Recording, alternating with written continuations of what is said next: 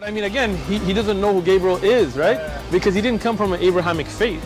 The people of Mecca were pagan. Quran is mentioned, if this book was from other than God, they would have found in it many contradictions. If a book is without contradictions, that has no bearing on whether it comes from God or not. I've had phone books that are inerrant, but I certainly don't think God gave them. That we believe without understanding. The brother asked a very important question, that most of the scholars say that listening to music, watching movies, and most of the television programs, they're haram. So how can we have fun?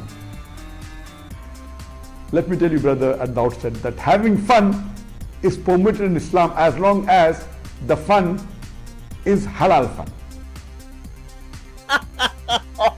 That the standard narrative has holes in it. The Prophet tells us because Satan or the devil sleeps over our nostrils. Those who oversleep and not pray Fajr on time, Satan urinates in their ears. I really do think Jesus was crucified and that he really was dead and buried. He thought that he was a son of God in the sense that he was specially chosen by God. I think Jesus really did think he was going to be the Messiah, the future king of Israel. I mean, that is, after all, why they crucified him.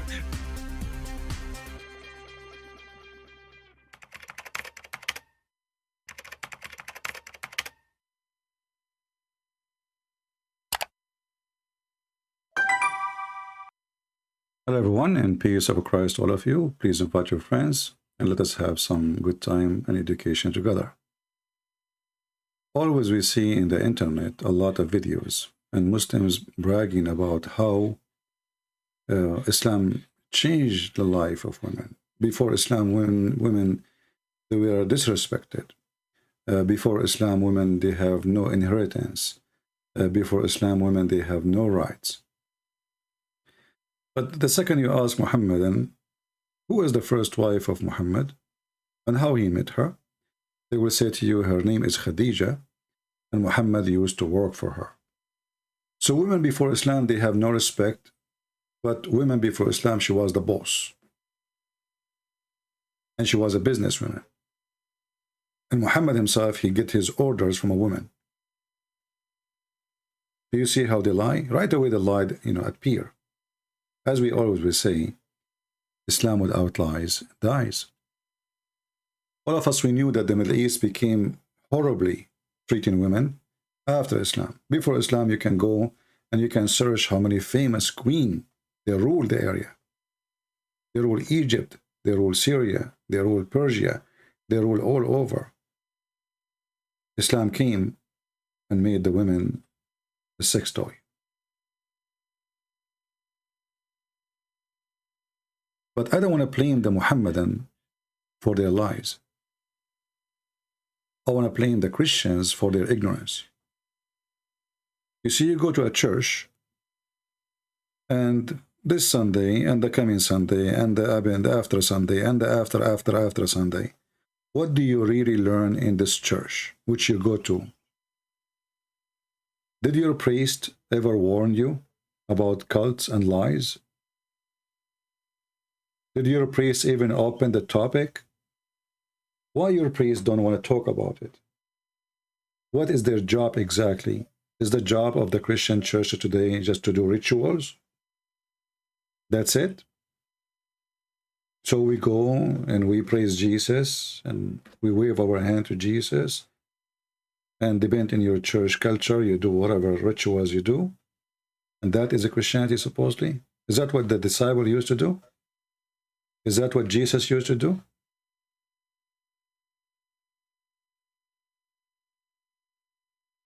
I cannot find any what they do today is what Jesus did. Churches, they became a place of rituals. Jesus was having a church of teaching and preaching and debating. Jesus was a debater.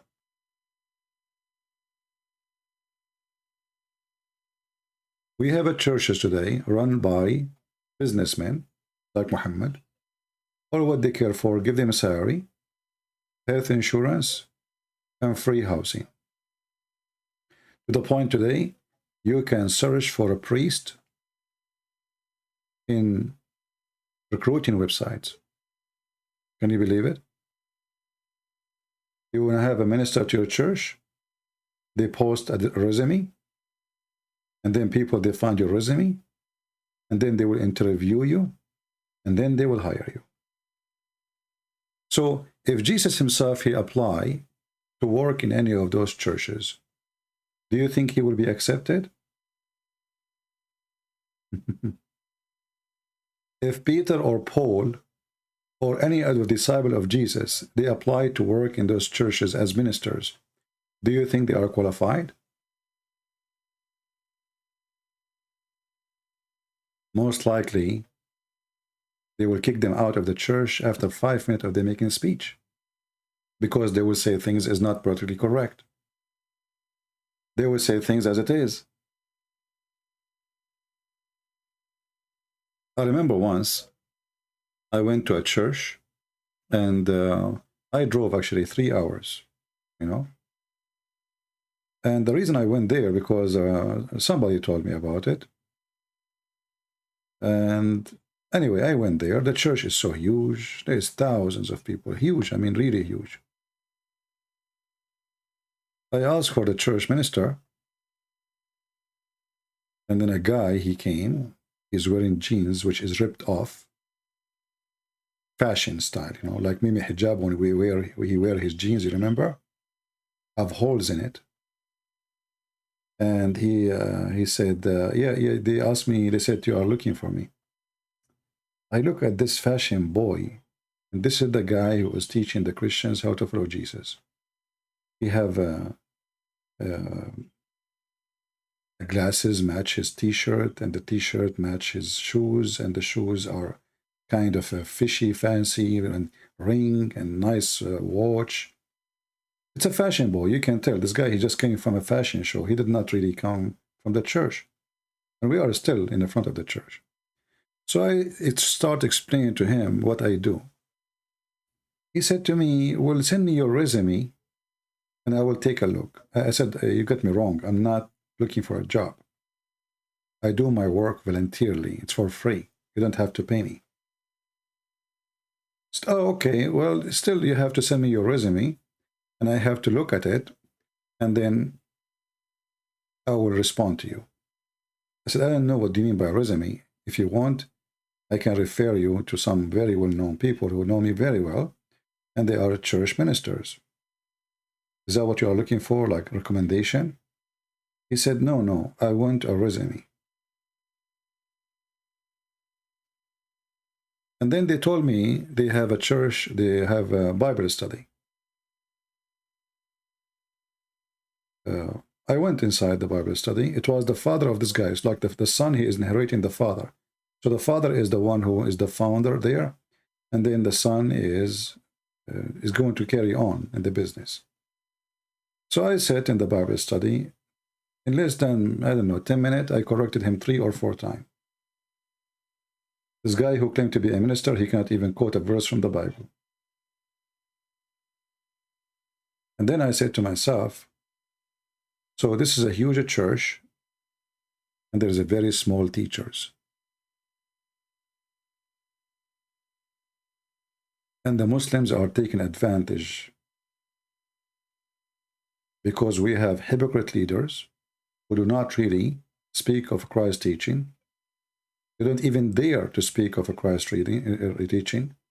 They don't even dare to quote a verse from the Bible if the verse is against what is called political correctness. Huge church, small leaders. In the time of Jesus, we have big leaders, small church. And the church was real. And today we will see that the Muslims inviting your children to their mosque, one God, so they can deceive them and they can lie to them. And as usual, your children, they are ignorant. And why they will not be?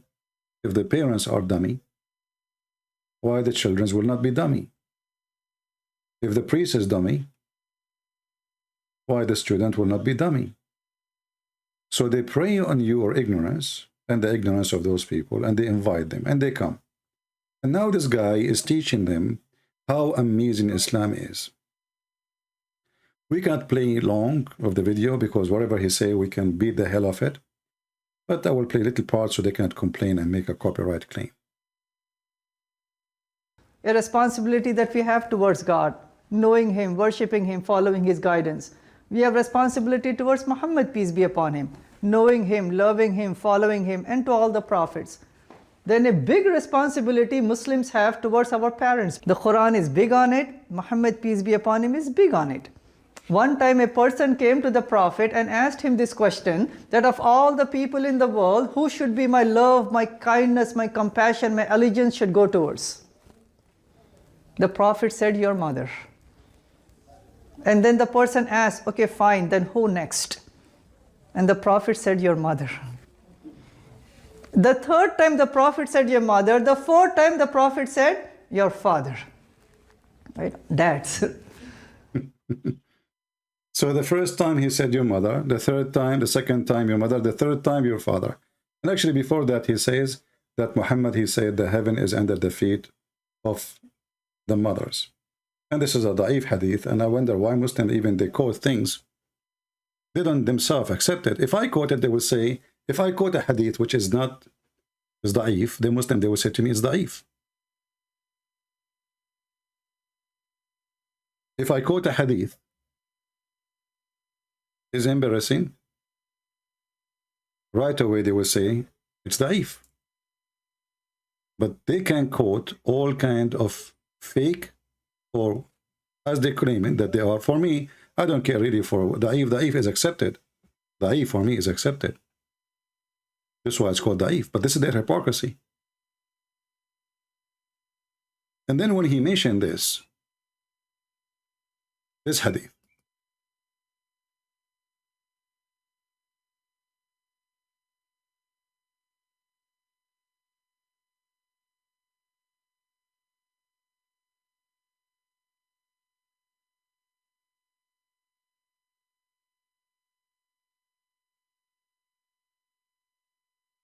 Allah Messenger, who amongst the people is the most deserving of my good treatment, he said your mother, again your mother, again your mother, then your father. So the guy, he did not even quote the hadith correctly.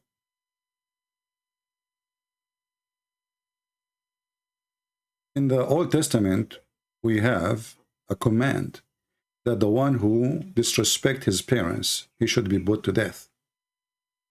This is how serious it is. In Islam, there is no punishment for disrespecting your parents. And actually, Muhammad is the first one who disrespects his mother.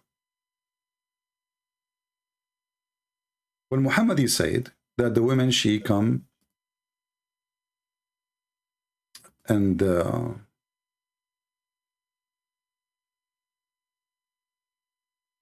she proceed and she come in the image of the devil.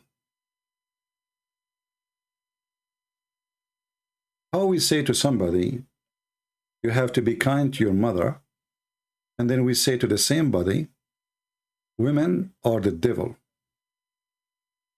They come to you in the image of the devil, and they live in the image of the devil.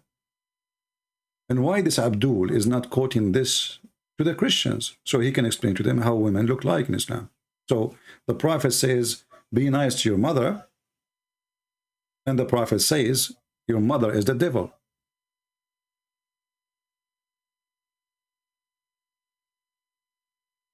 And you will notice here that the devil is Muhammad himself, because this woman, she did not do anything wrong. Muhammad, he just saw a woman walking by. She was not a hooker. She is not wearing short skirt, high heels, fashion clothes. She's a Muslim woman walking by. And he just see her, and which means he is staring at her in a sexual way. The chapter name is Recommendation to the One who sees a woman and is attracted to her. So Muhammad, he saw a woman and he got attracted to her.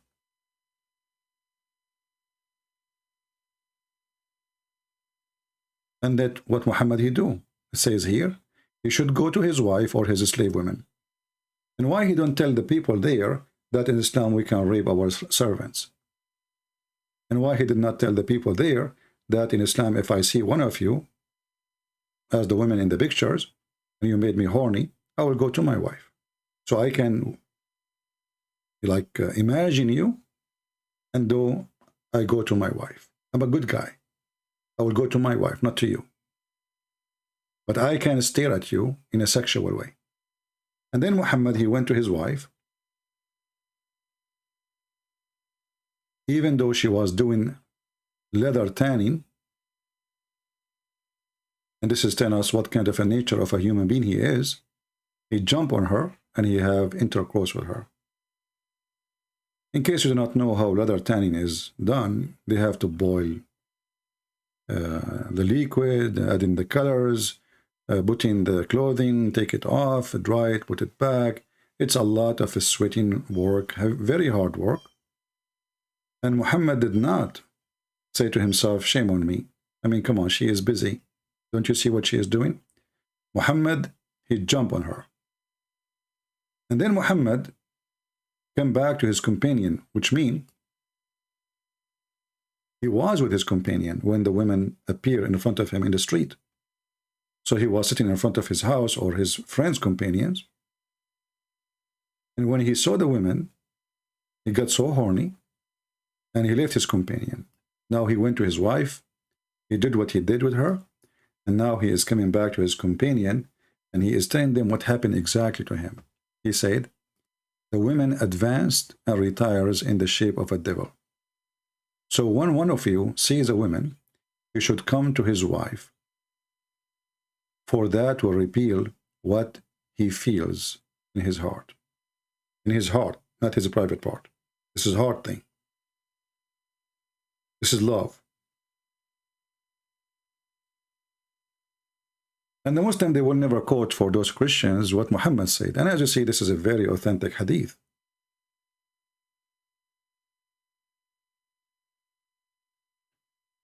They mention to them that the Prophet, he says, your mother, your mother, your mother. But he will not say to them, your mother is the devil. I just posted a video, shorter from this video, in TikTok. If you are there, you can share it, if you care. And I said, which one of us will be proud, will be brave, to print this statement? And I challenge the Muslims to print this statement and put it in a t-shirt. I want to see people printing this in a t-shirt. Women, they advance and retire in the shape of the devil. People, they will be angry from you. They will say to you, why you are saying that? Then you will say, the Prophet says so. Or maybe you should print a t-shirt, says Prophet Muhammad said. But as you know, when we make videos, we have a couple of thousands of views. When a Muslim, he make a video, he will have hundreds of thousands of views. In fact, we cannot even keep our videos on YouTube because YouTube side with the devil, Muhammad. And the Christian don't care. Most of the Christians, they are coming here to laugh, see how funny the Muhammadan is when they answer, how much they lie. But in reality, 99% maybe of them, they don't even share a video. They don't even dare to post a comment in a video. So the Muslim lies is the one, is the supreme, is the one who will win. Because nobody care. And even the one who care, he don't dare. And we are living in the time where everybody protecting Islam. So everyone will say to him, why I want to put myself in this headache? If I post this now in Facebook, how many of my friends will be upset from me? But I'm not the one who said it. I'm just showing you what Muhammad said. You will see even Christians will harass you. And not only that, the Christian themselves, they will accuse you of hatred. I'm just sharing education. That's what the Prophet said. That's what the Muslims are proud about. You will see how they will be all over you. So we are fighting in two sides, with the lies of Muslims and the ignorance of the Christians. And for sure, the priest is not there. Actually, if you have a priest and they are teaching you, I should not be here. I have no job to do. If we have a real priest who they are really doing the real teaching, so no cult can deceive you, no fake teaching can come to you, I will not be here. I'm not a priest.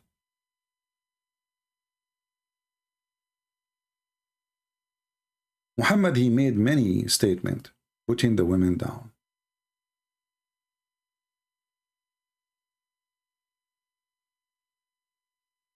Muhammad, he made it clear that the one, like, if those things happen, you are really messed up.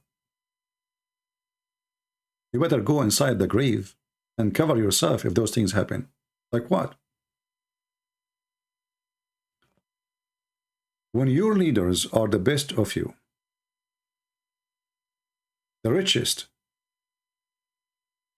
are the most generous among you, and your affair or consult among you, then the surface of the earth is better for you than the belly, which means the belly of the earth. And when your leaders are the worst of you,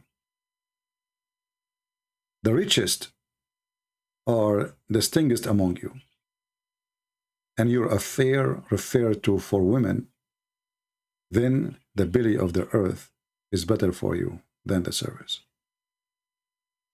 So Muhammad, he compared all the evil together with you referring to a woman, like to consult her, what we should do. If you reach that point where you ask a woman what we should do, you better go in the deep of the belly of the beast, of the earth. And the Muslim, they will say to you, well, this is a da'if hadith. So why the guy was quoting a da'if hadith when he said that the mother or the heaven is under the feet of the mother? This is a Muslim website. It says here, how authentic is this hadith that the heaven is under the feet of the mothers? The answer, it's da'if.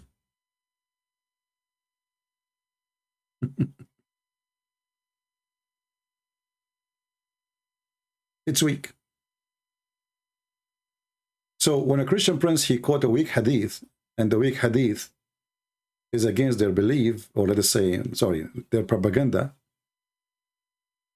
Christian prince, see, he's quoting weak hadith. But paradise under the feet of your mother is a weak hadith. It's okay, we quote it. No problem. And this is telling you how liars they are.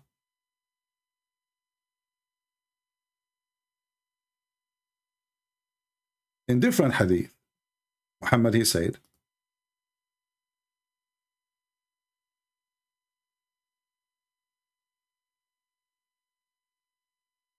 a nation will not be successful. They will never be successful if their leader is a woman.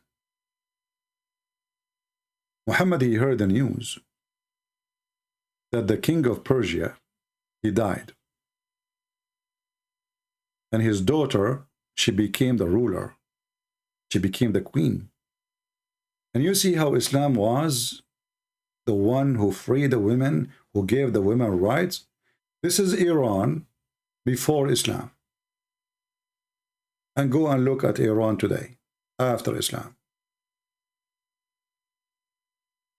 This is Iran before Islam. No man is having objection that a woman, she can be a ruler, not a minister, not a judge, a ruler, the queen, the only ruler, the dictator, let us say, because this is what queen or a king mean. He have the solo authority. Right away, as Muhammad, he heard the news that the woman, she became the ruler, Muhammad, he made a clear statement that a nation who make their ruler a woman, this nation will never be successful. And for sure, this is a very stupid statement, because we knew how many women, the nations, their nations, they flourish when they were leaders and they were ruling. Not only in the previous, in the ancient time, but even today. But Muhammad and no Muhammadan, they will not say that in the mosque meeting, bringing some Christian student, as the video says, Christian student. They will not say to them any of those statements, because that statement will make Islam look bad.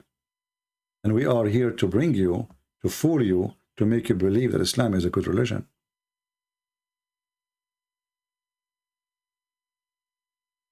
I saw an article explaining why the Prophet, he says women, they have half a brain. And the Muslims doing their best to explain, yes, this is true. Women have half a brain.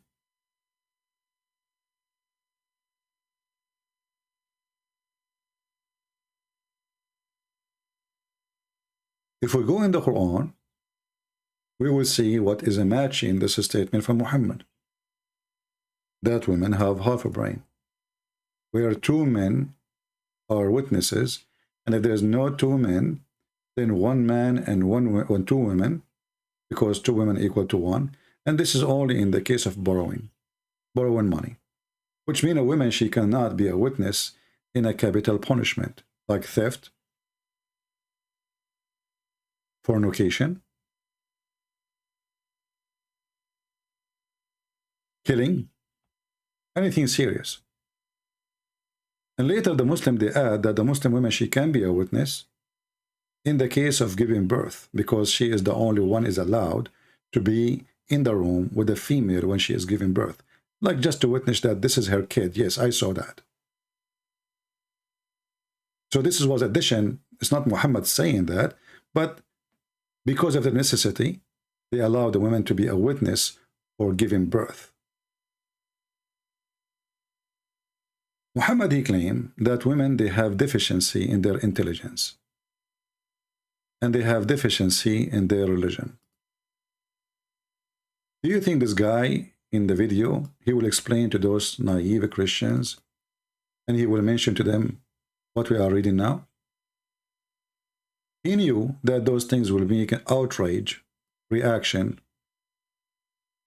from those poor Christians. You know, they invite them. They sit there.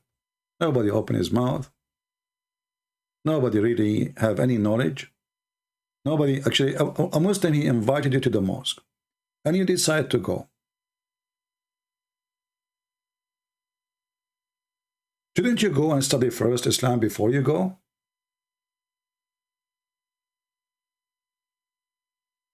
Shouldn't we open and read some books? Shouldn't we do some serious research? All those people there, not a single one of them, he uses a brain. Those are the victims of your priest. And look how evil some people are. They are even bringing their kid with them. A kid. Do you see that kid there? She's maybe 10 years old. So all those people, they did not take a second. They have smartphones, they have computers, they have internet, but none of them said to himself, let us see what Muhammad says about women. And you know what? Whatever we see, we are going to check it out. Which means, if we find a video from someone, his name is a Christian prince, we will not believe him. We are going to examine it. If a Christian prince, he says women in Islam, according to Islam, they have half a brain, well, we will go and check if this is true. We will go and search for this story. He claims it's true. Maybe it's false. Why Christians today, They are allowing themselves to be victims of deception. So in the beginning we says we have a false priest. And now what we have naive Christians. Nobody want to use his brain. A few years ago we have the ISIS slaving women, killing women. They forgot. That's it. It's gone from the memory. Thousands of videos of slavery, raping women, beheading, burning people alive. Those Christians, they have no memory. Muhammad, he invaded Christians, he killed Christians, he took their land, he took their churches. Christians today, they have no memory. What are you talking about? It was the crusade, brother. But the crusade, they were defending, they were not attacking. When the first time you heard the crusade came to existence? The crusade came to existence after the Muhammadan, they attack. And they took our land, and this is not their land. Jerusalem is not their land. Nobody speaks even Arabic there. Syria is not their land. Egypt not their land. Persia is not their land. Iraq is not their land. Algeria is not their land. Morocco is not their land. And they went all the way to Spain, and almost they took half of France, and they took more than 60% of Europe, and they took the Constantinia, and they went all the way to Persia, and then they went to India, and they went to China. And still the Christian, they never heard of that. The Christian, they never heard Islam is peace. And they go to the mosque and nobody open his mouth.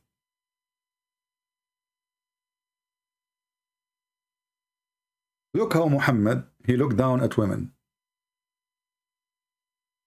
The Prophet says, "O women folk, you should give charity and diligent and be diligent in seeking Allah forgiveness." So the women are guilty already.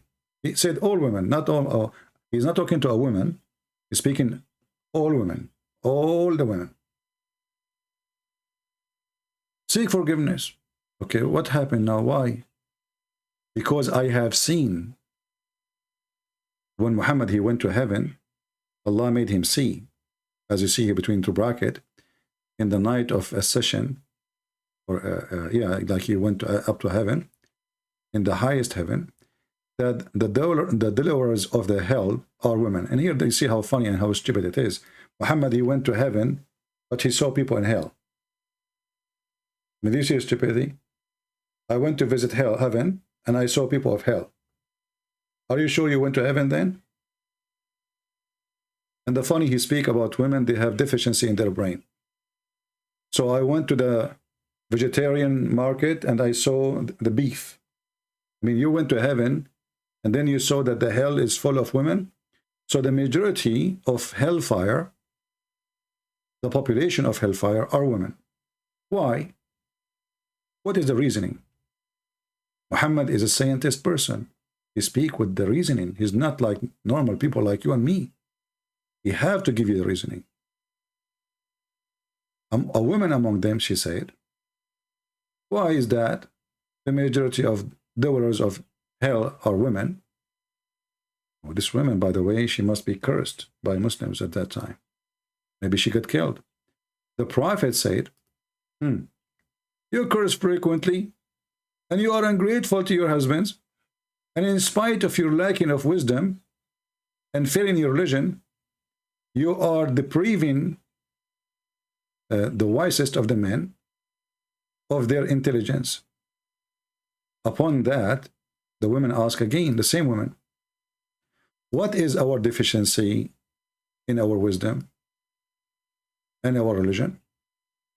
The Messenger of Allah, he says, the lack of your wisdom can be judged very well by the fact and the evidence that two women are equal of one man. So Muhammad, he want to prove now to the women she is stupid. He gave her a verse from the Quran which he made. Can you believe the stupidity?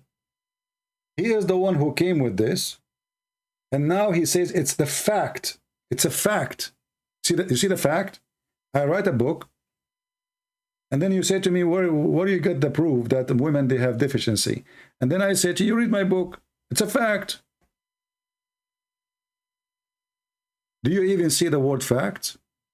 The fact. This is a fact, my friend. The fact that evidence that two women are equal to one man. So one man, he have a brain of two women. And this is their deficiency. They are born with it. They have a defect. And we will go back to that to show you how stupid Muhammad is, because now he proved to us that the woman who was speaking is smarter, and she is smart, and he is the one who have a defect. Why? If we ask a Muhammadan, who is the one who made the women? He will say Allah. Okay. Do the women, is she responsible for her defect if she had that defect? Let us assume that the women, they have that defect, that she have half a brain. Is the woman is responsible for that defect, or this is a defect made by Allah? He will say by Allah. Okay. So how, you stupid idiot, you are going to say that the woman, she will go to hell because of a defect which is responsible for it is Allah? Do you see the stupidity? So I make you a defect, and then I'm going to punish you, send you to hell because you have a defect.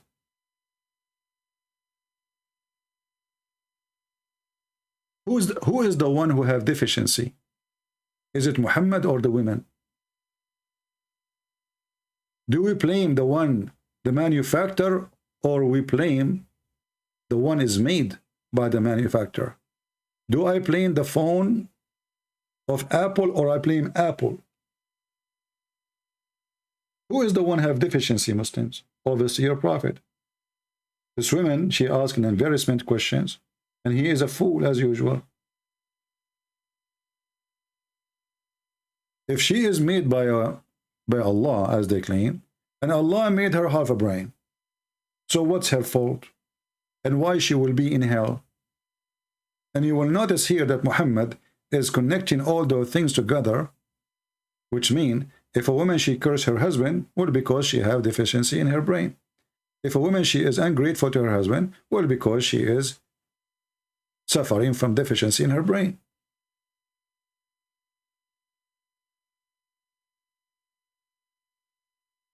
And what about a man, he have no appreciation to his wife? Is he suffering from deficiency? No. All women are stupid, all men are smart. For this is a man-made religion. What if the woman, she is good and the husband is bad? Is the man suffering from deficiency? No. The women only. As you see, the majority of hellfire are women. And then Muhammad, he continue to answer about deficiency of her religion, because now she have two deficiency, one in the brain and one in the religion. And then he said to her, you do not do salat. Okay. For some days, you do not do fast. Because of what? Because of their menstruation. And this is deficiency in religion. Look how stupid he is. He is the one who forbid them from praying and from fasting in those days. And now he is going to send them to hell because he forbid them from practicing prayer.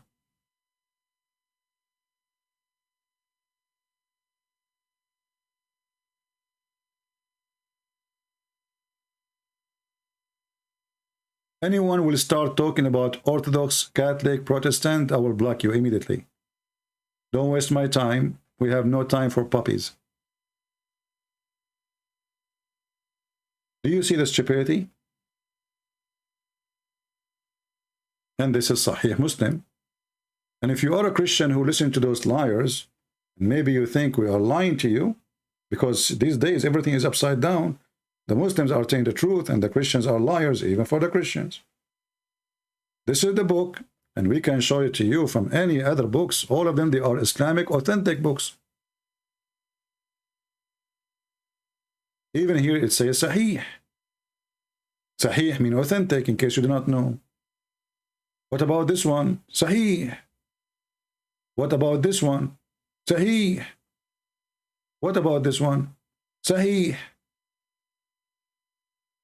This is very authentic, and the Muslims are approving it, and they teach it in their schools. So how come they are not teaching you this when they invited you to their mosque?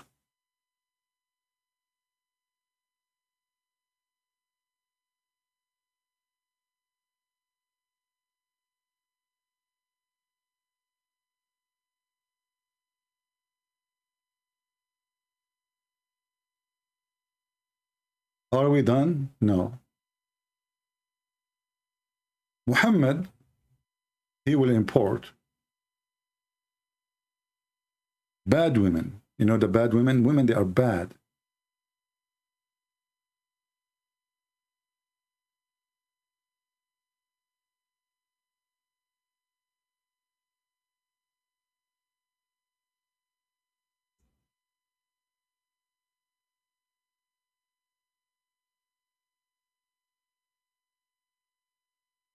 And those women, they will go to hell. But those are very bad women. Because they are bad, they have a special opportunity. If you are a bad woman, according to Muhammad, and you have a nice breast, excuse my language, nice vagina, you are welcome to heaven. The Prophet of Allah, he told us, swearing by Allah, saying, there is no one whom Allah will admit to paradise, but Allah will marry him to 72 wives.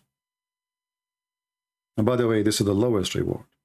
Some people think that this is the reward of Muslims. All Muslims, they will get the same reward. No, depend. This is the bad Muslim. This is the less than average. 72 wives, 2 from the Houris and 70 from his inheritance from the people of hell. Okay, so women, they will be taken from hell and will be delivered to a Muslim Abdul in heaven. Why? Look at their qualification. All of whom will have desirable front passages and will have a male member that will never become flaccid.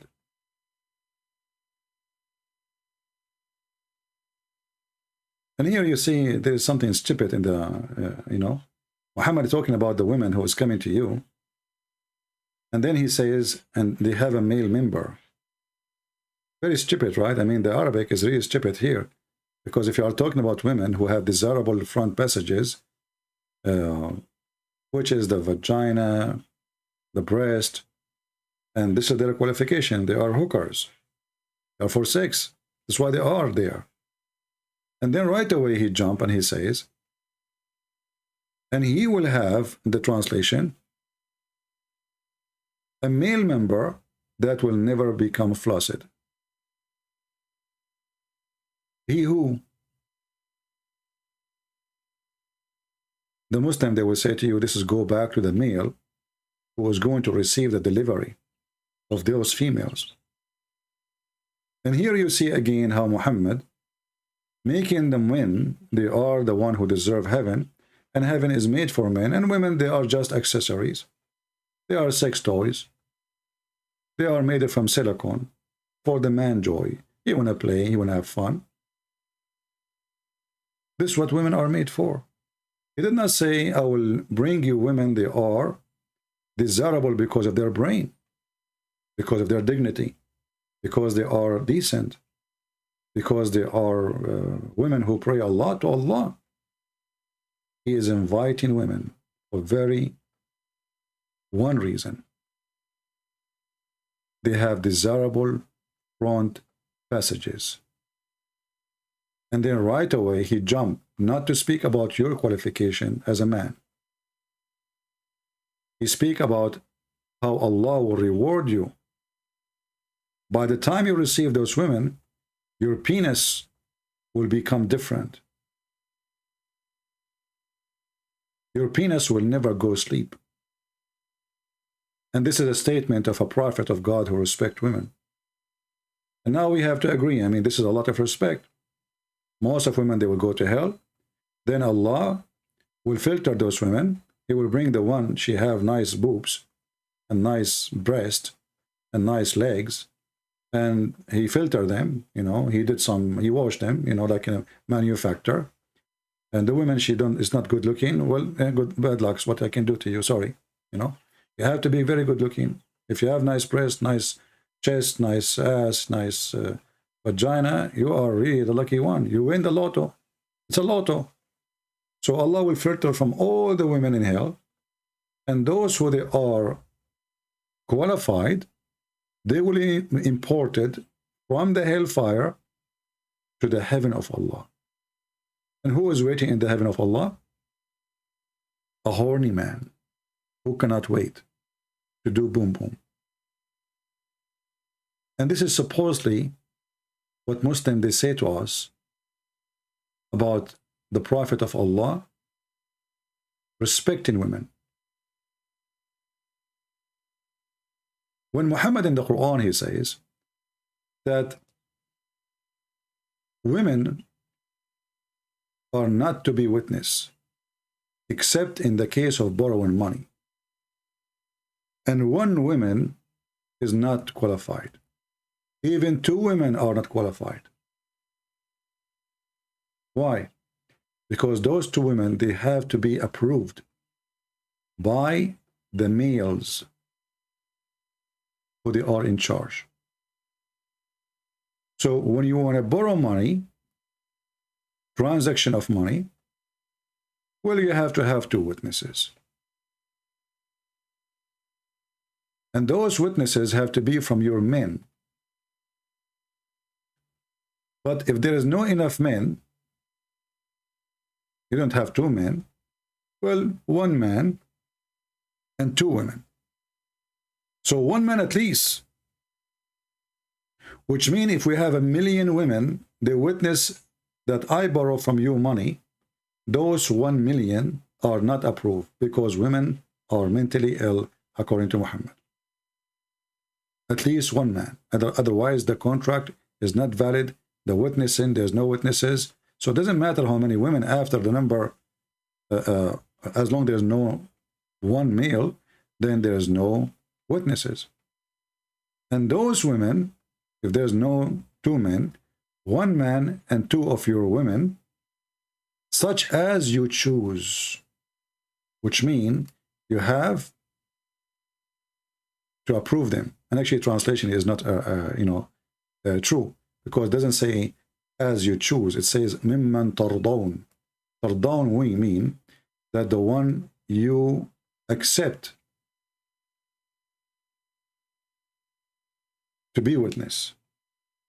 So now we have to filter the women, not just to choose like, we choose this. We have to a rida in Arabic, which mean they have a special qualification, made me agree that they are the best, let us say. So two women of those who you choose. And if you go and read the interpretation, you will see women, they cannot be witnessing any case of murder, any case of theft, any case of even adultery. The Quran says 4 of your men, not a single woman. So if there is a 4,000 women, they saw a man and a woman having sex, they cannot prove fornication because they are women. In the case of money borrowing only a woman, she can be a witness, and in this case is 2 women equal to 1. And the Quran actually explained why. I mean, the translation here is so long. Let us change the translator. This guy, he made it a newspaper. Let us see a different one. Make it shorter. Shorter is better. But it's the same as stupidity too. What happened? Where is the... Okay, well.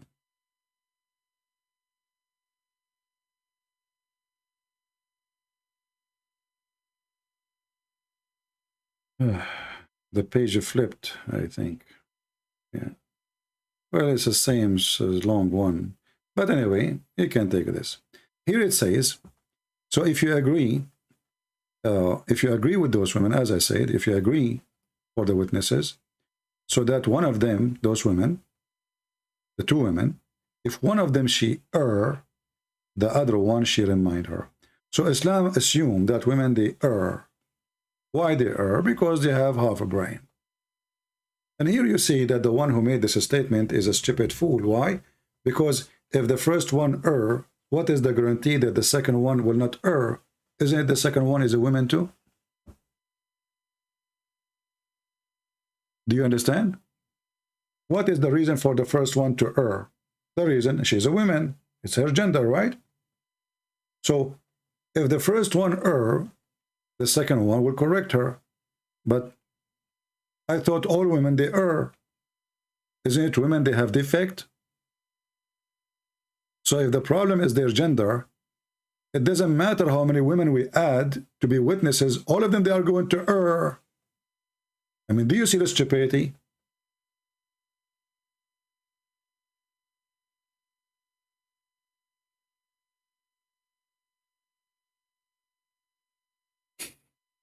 I mean, do you see the donkeys?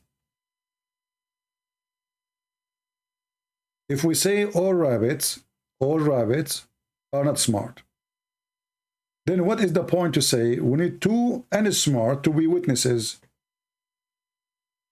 First rabbit is the same as the second rabbit, and the second rabbit is a rabbit, and the third rabbit is a rabbit. So who is the one who have deficiency?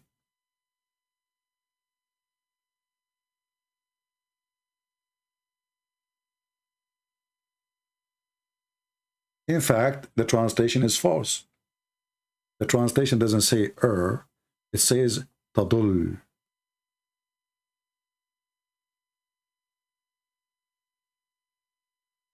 Tadil, which means she is deceived.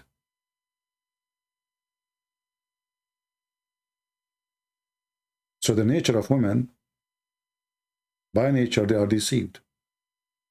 So if the first one she deceived, the other one will remind her. So stupid Muhammad, he think that if she is deceived, that's because she have a short memory. Why? Because he's saying the other one remind her. How she is deceived and how I can fix the deceiving by reminding. You know, deceive is different word from error. So if she is deceived, the other one will remind her. But if the first one deceived, the second one will deceive too. For all of them, they are women anyway.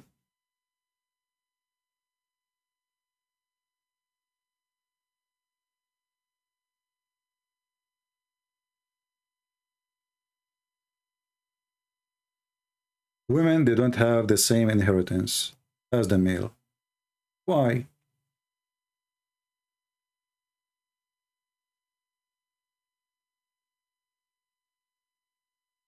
What is the problem? The Muslim men, they will say to you, well, in Islam, the man is in charge of the house. Well, Muhammad was working for Khadija, and she was in charge of the house, and obviously he was eating bread from her pocket. And women are the one who need support more than men. So if a female, her parents die, why she will get less than what the male will get?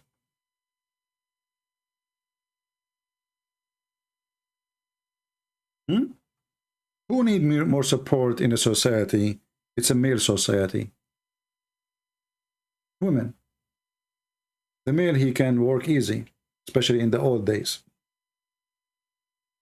At that time, there's no secretary. She cannot work as a nurse. There's no school to work as a teacher. Now, women, they can find jobs. At that time, women, they cannot. The only job they have is to stay home. She's a wife, a daughter. So why in the world I make the man inherit twice more than the female, when the female in such an evil society is the one who need more support?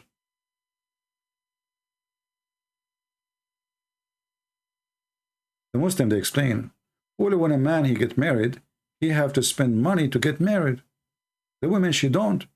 But what if this woman, she never get married anyway? And what does have to do with getting married?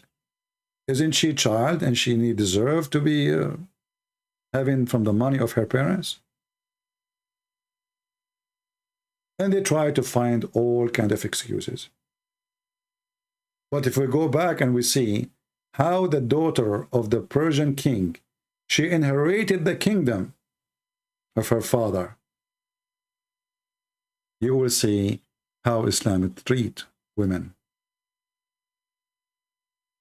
She inherited the whole kingdom.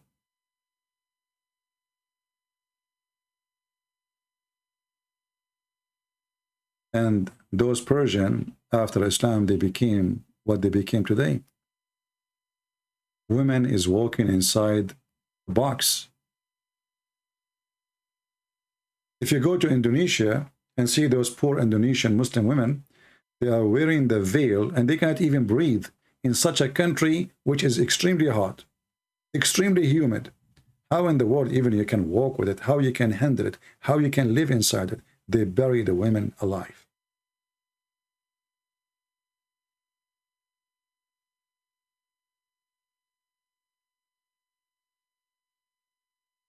This is a religion made by the man for the man.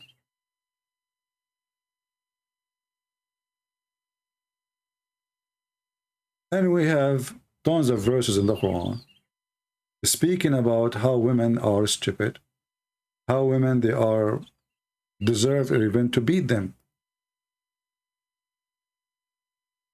How far we can go with evil? Well, this is some of it. Chapter 4, verse number 34. If you ask any Muslim cleric about it, he will say, well, the verse doesn't say really beat them. It says like tap your, tap, like tap in their shoulder. This is not beating. And some translation, they say, beat them lightly. And some translation, they say, first, next. But in the Quran, there's no such a thing. There's no first, there's no next, it's up to you. There's no third. And here it says, beat them lightly. And the funny is, the Muslims, they help us to expose their lies by adding the word lightly between two brackets. If Allah, He made the Quran perfect, as the Muslim they claim, can't Allah add the word lightly to make it clear not to beat them harshly? Do you see the stupidity? How many times we heard the Muhammadan saying the Quran is a perfect book and no book like it, and we Arab, we laugh at this stupid book which full of grammar mistake, writing mistake, and even the writing, the words is wrong. So beat them lightly, and now we add the word lightly because a stupid Allah, he forgot to add the word lightly. But is it true that the Muslims, they beat their wives lightly? Let us examine it. If you go to the book of Hadith or the website of Muslims, you can go here, type this word in English. I will teach you how to find it easier. Because you don't know Arabic, most of you. Type greener, just a greener, greener than. And you will find the Hadith. This is a man who he divorced his wife. His name is Rifa. The wife in Islam, if she been divorced 3 times because she is a sexual product, she cannot go back to her husband unless, and your husband, excuse my language, he F her, literally F her, not marry her, because this is what you will see here in this story. The man, he married her, but she did not let him to F her. And this was the problem. Muhammad, he said to the women, if you think you can go back to your previous husband, you should know that you cannot go back to your previous husband unless Rifa, he F you. The Muslim in their translation, they say, until he had a sexual relationship with you. In fact, it doesn't say that. It says, until he tastes your juice and you taste his juice. And the word juice here, or saylatuki, is orgasm. Orgasm. And I made a video about it and I showed the dictionary. So this woman, she been divorced 3 times. And now she said to herself, I want to go back to my previous husband. She have children from him. You know, she is trying to find a way to get back because Muhammad, he created a very filthy, disgusting rule, adding more misery to the life of a Muslim woman, saying that if a Muslim man, he divorced his wife 3 times, she cannot go back unless she go and if a new husband. The Muslims, they translate that by saying she marry a new husband. He's a husband, she'll marry a new husband. It says until she if, and this is exactly what happened in this hadith. She married a new husband, but she did not if the husband, so she is not lawful to go back yet. So if a man, he divorced his wife 3 times, she cannot go back unless she if a new husband. And by the way, if you don't believe me, you can open the interpretation of this verse, chapter 2, verse 230, any Islamic interpretation you wish, especially from the old ones. Don't go like those YouTubers. Those are not even Muslims. Those are just YouTubers. There's like big names, Al-Tabari, Al-Qurtubi, Al-Jalalain, big names. And the cousin of Muhammad, as an example. So if a husband, he divorced his wife, he cannot remarry her, and this is about divorcing 3 times, unless she go and if a new husband. And here I want to show Christian ladies, Muslim ladies, whatever ladies is listening. This is Aisha, she is witnessing. The beating, the harsh beating of Muslim women. And not only that, she is witnessing the following. She said, I never seen any suffering women as a Muslim woman. Read carefully.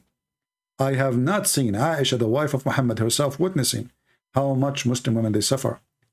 I have not seen any women suffering as much as a believing woman.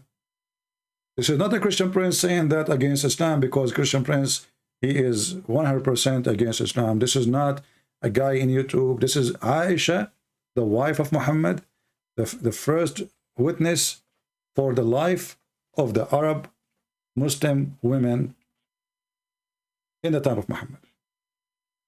And why she said that? She said, look, her skin is greener than her clothing from beating. And then the liars, they say to you, the prophet, he says, beat them lightly. But nowhere it says that. They add the word lightly to the Quran.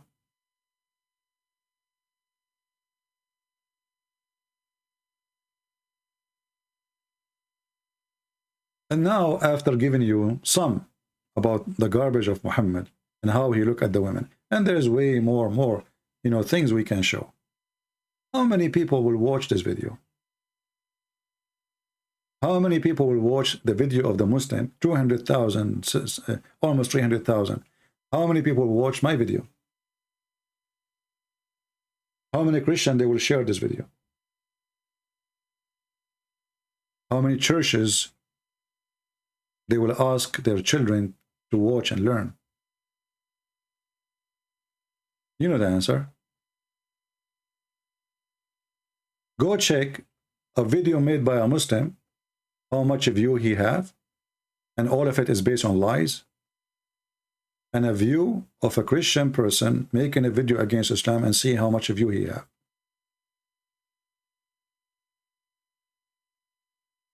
Because the Christians, they listen to Muslims. They think Muslims are telling the truth.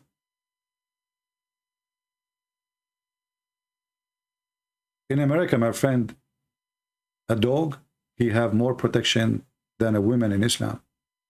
If you beat a dog in America, you go to jail. Do you know that? If you mistreat a dog, not only don't beat him without beating him, if you don't give him enough food, if, this is your woman. And Aisha, she is witnessing that she is the most miserable person ever. And when she go to heaven, she is a sex toy. And not only that, Muslim women in heaven, they will be jailed for eternity. Jailed for eternity. They cannot leave their tent. They cannot go to the yard. They cannot open a window. they are simply restrained inside their tent. Here the translation is saying pavilions, which is not really true. It says fil khiyam, because Muhammad is a Bedouin, and still he is, you know, imagine his heaven as a Bedouin man. His heaven will have tents. So you go to heaven, and you are now in heaven, and you are a Muslim woman. What you will have? You will be jailed. You are restrained. You cannot even leave your tent for eternity. Not for a month, not for a year, not for a few days, but for eternity. How in the world that can be from God?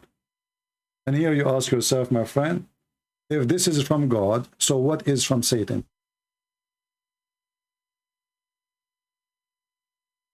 If this is from God, what is from Satan? And even when Muhammad, he promised you women in the heaven, what he described women to you. We showed you how he promised you women who have desirable front passages. But this is not only in the hadith, which means the statement of Muhammad by teaching, even in the Quran. Muhammad, he described that Allah will give you big breast women. Huge breast. This is your value as a female. You are nothing but a vagina and nothing but a breast for Muhammad and his cult. And not only that, Muhammad, he go farther and he described your vagina in heaven. He want to assure that those men, the Bedouin, who like to own women, they will have a brand new women. 0 mileage. No man, neither a genie, because the Muslim believe that genie can have sex with you. And he described even the skin of your vagina inside. And this is, we are showing you Islamic translation. This is not my translation. Those women who they are jailed, they are restraining in their guns, their tents, upon their husband. Only their husband, they can see them, nobody else, for eternity. Those women, there's no man open their hymens or touch it. And no genie did that too. This is your value as a female in heaven.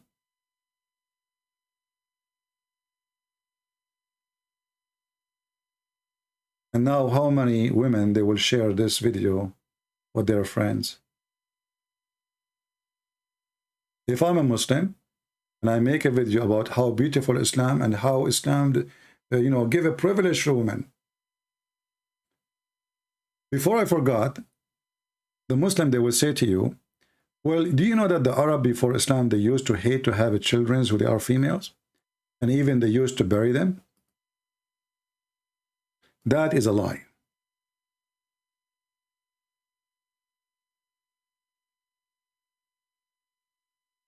And as we showed you, Muhammad, he was in a society where his boss was a woman. So how the Arab, they bury their daughters, if they are daughters?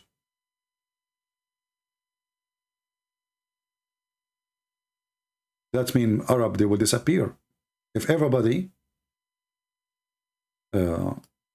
bury his daughter, how we will have a nation? That verse actually is about a person who was killed and he was a victim.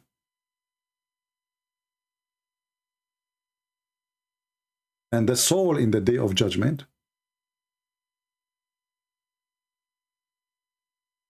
will be questioned, or she will question why I was killed.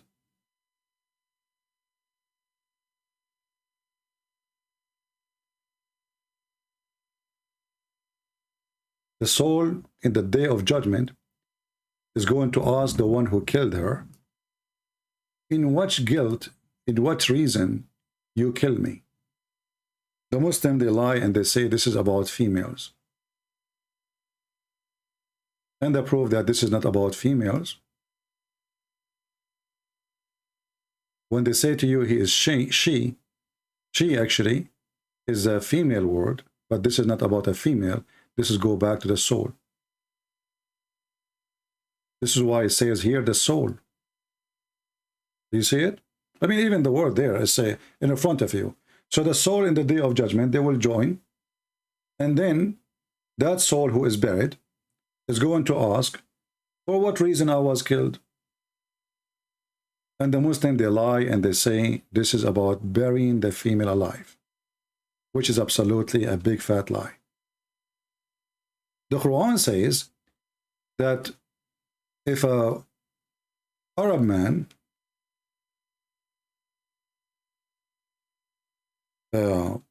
he received a news that his wife, she gave birth to a child and she is a female.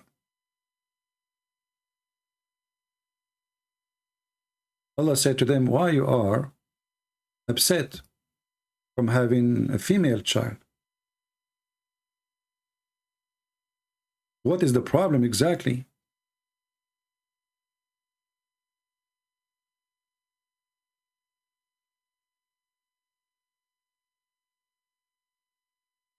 Chapter 16, verse number 58.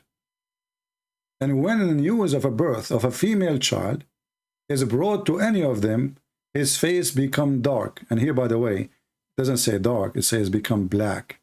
Black in the Arabic language is always to put black people down, like you became a black, you know, not dark. Okay, so when a person, those Arab, when you tell them that you have a child, she is a female, their face get black. And then you will find that Allah, he get upset because they say to him, you have a female daughters. And this is getting the Muslim busted. Because if the Arab are against females and they look the females down, then how the Arab they believe that females, even they are angels? Females are angels. And Allah here is complaining, saying, so for you, you take sons, and for me, you give me daughters. But we just saw him saying that when a guy, you give him the news that he have a female daughter, he get upset and his face become black. Do you see the stupidity?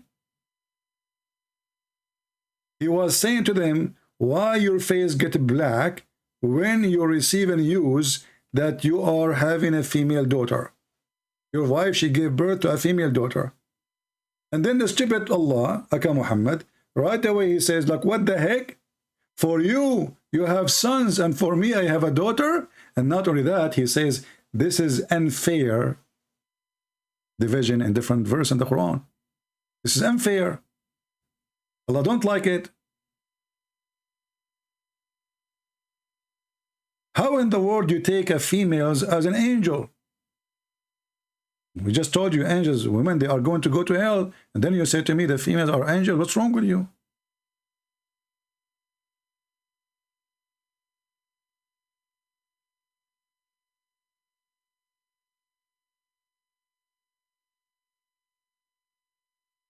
If you go here, chapter 4, verse 117, the pagan leaving him called but upon female deity. The Arab, they worship females.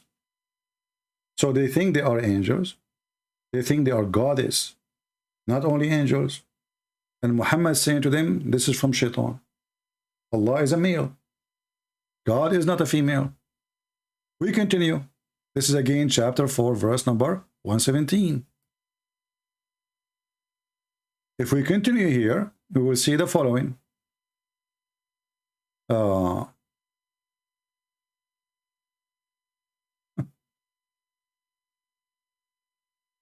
Read this one with me. Has then your Lord, O pagans, preferred for you sons and taken for himself daughters among the angels? So now Allah is, I don't know what the English word for this, like when somebody like he keep like blah blah blah blah blah. He is complaining non-stop.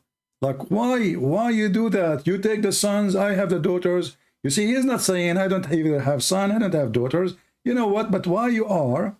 His complaining is why your son? Why you are taking the sons for you and giving me the daughters?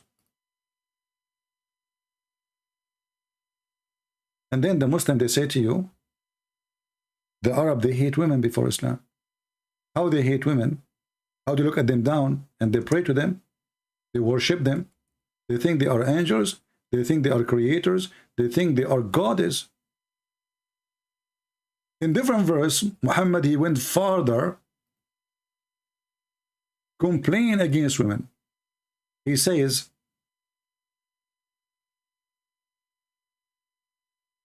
when you do that to me, speaking about the three daughters of Allah,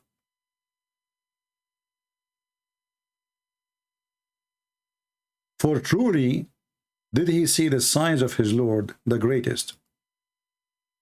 Have you seen Al-Lat and Al-Uzza?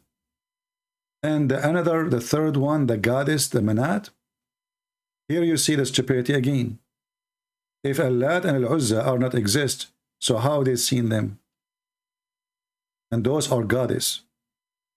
So the Arab, they worship three goddess. They believe they are the daughters of Allah. And then what Allah refute them saying, huh? What? For you, the male, and for him, the female?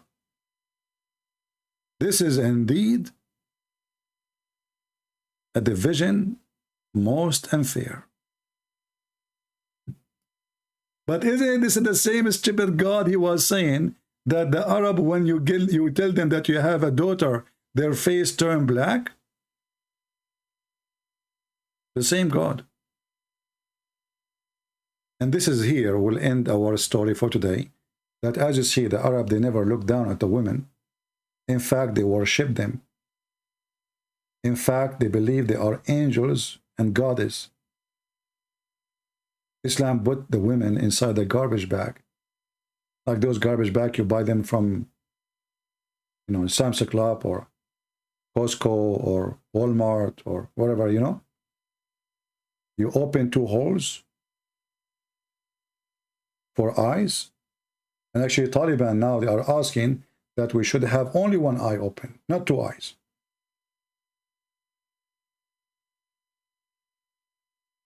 And then Muhammad, he put way more restriction. A woman, she cannot go alone. A woman, she need a guardian. A woman, even she cannot fast without permission of her husband.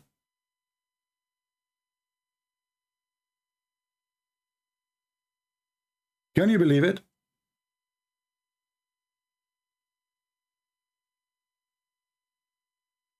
Even fasting, she needed permission.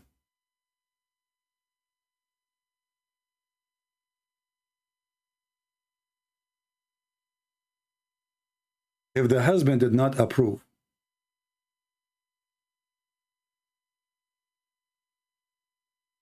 the fasting of the wife, she cannot fast.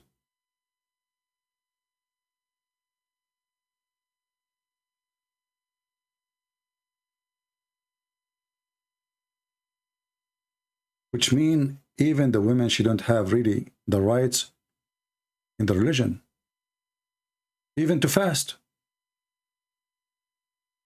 The Prophet of Allah, he said, it is not lawful for a woman to observe fasting. You see here they are adding optional, you know, there's nothing, it says they're optional. That's a lie translation. To observe fasting without the permission of her husband. Do you see it?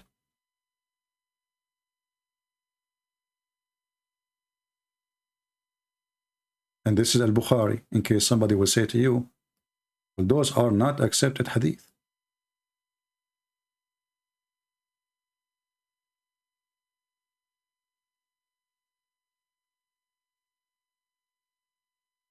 Even fasting.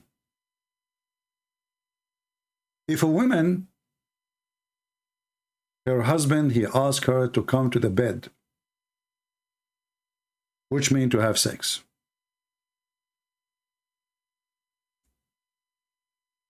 And she don't feel like it. What is the solution? Allah and his angels will spend the night cursing her.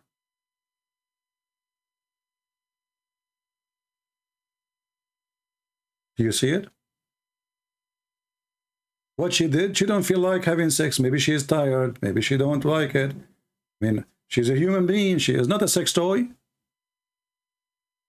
What if the man, he refused to have sex with his wife? Actually, chapter 4, verse number 34, it says that a man, he can punish his wife and not to have sex with her. And remember, the man, he have 4 wives at least. The woman, she have 1 husband. She cannot, like, this guy, they want to sleep with me, I will go to the second guy. She don't have 4 husbands. So if a man, he asked the woman to come to the bed and she refused, the whole sky is busy. The angels are so upset because the penis of His Majesty, the husband, the Muslim husband, did not sleep happy.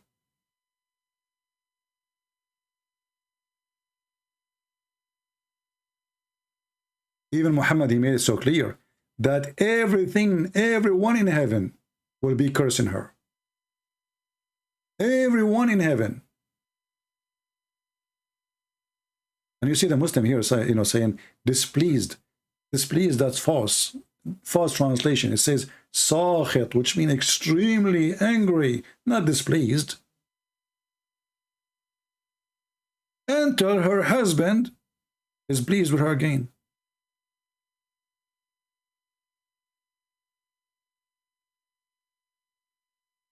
What about sucking? What they call if you have a pimple in your face, or you have infection and there's something come from it, what they call it? Somebody help me in English.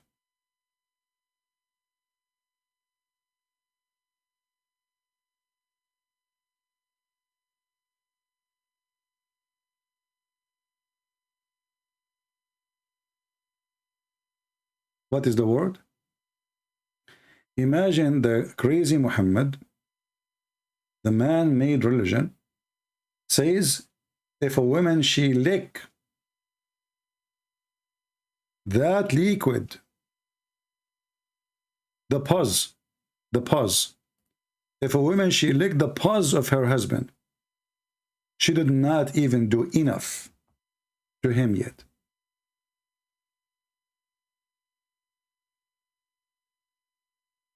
That is not enough.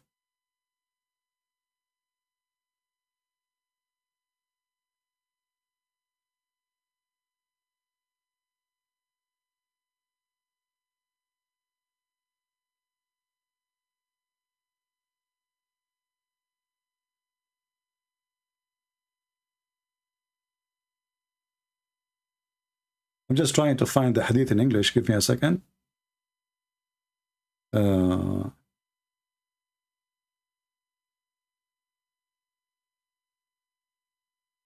This is how filthy things can go.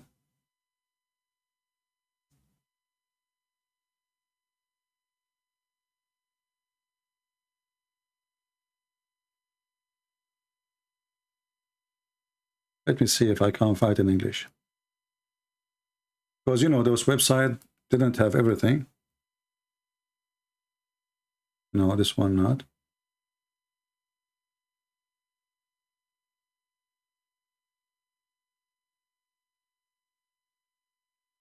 Let's see different hadith.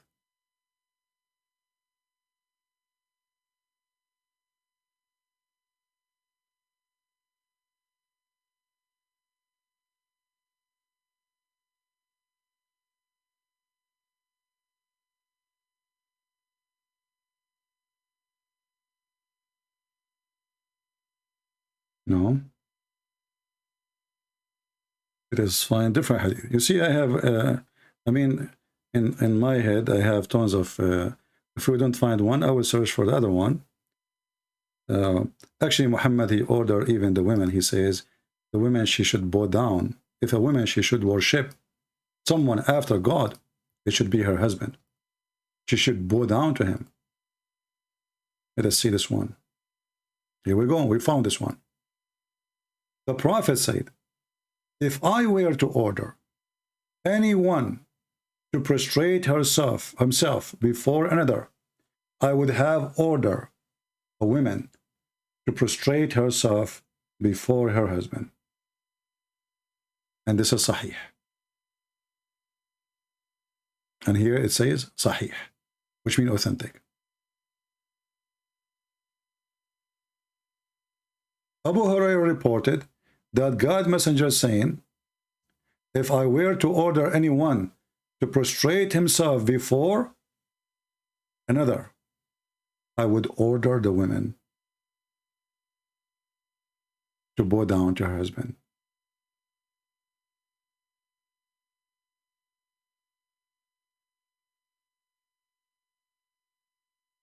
And actually, I find it very weird that the rest of the story is not there, because this is the same story or statement where he says the woman, she should lick the infection of her husband.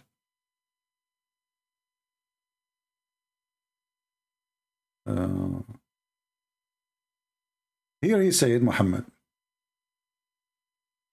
if I order someone to bow down to someone, I would order a woman to prostrate herself before her husband.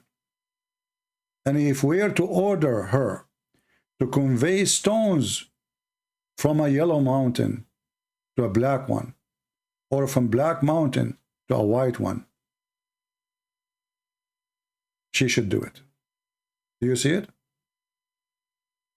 Which means even you work as a donkey for him, carrying stones, even if he's doing it with no sense. Because why I want to carry like yellow stones to a black stones mountains? What is that for?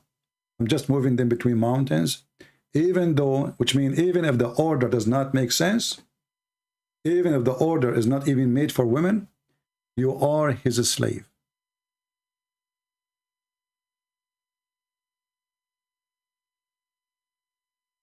There's a hadith I'm trying to find, I remember it now, where it says that if a man, his pus came from his nose, the women the wife she have to lick it. I cannot find this one here.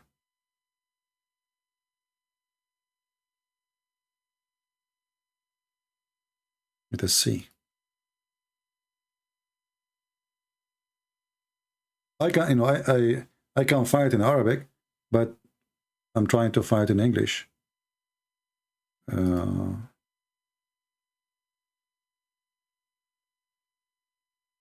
Let us see.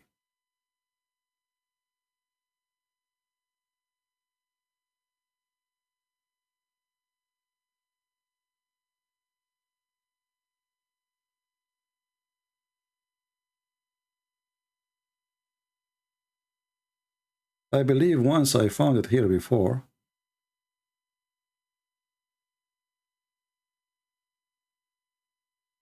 But anyway, we can find it in Arabic and we can use Google translation.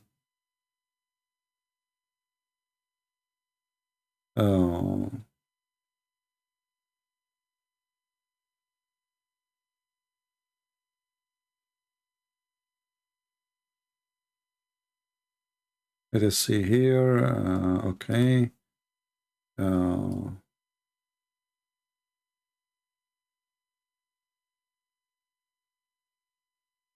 See, what we do is not easy, because I don't prepare for what I go live. I just like mention something, remember something, I look for it, and we have to show it for you on the screen immediately. Let us see.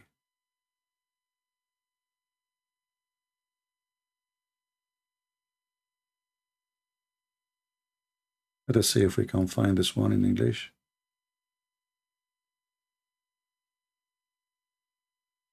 This one cannot be found.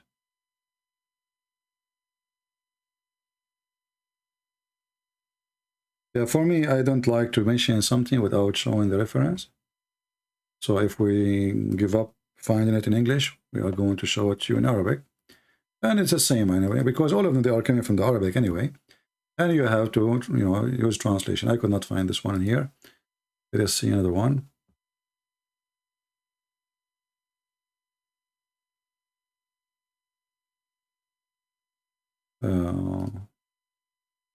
Let us see this one. Last try.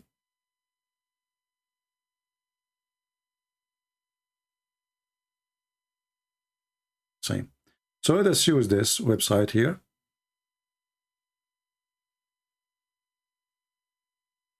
A hadith about the women. Actually, you know what? Let me show you the original book, not just a website, Muslim website. Because Muslim, they might say, where do you get this from? You know?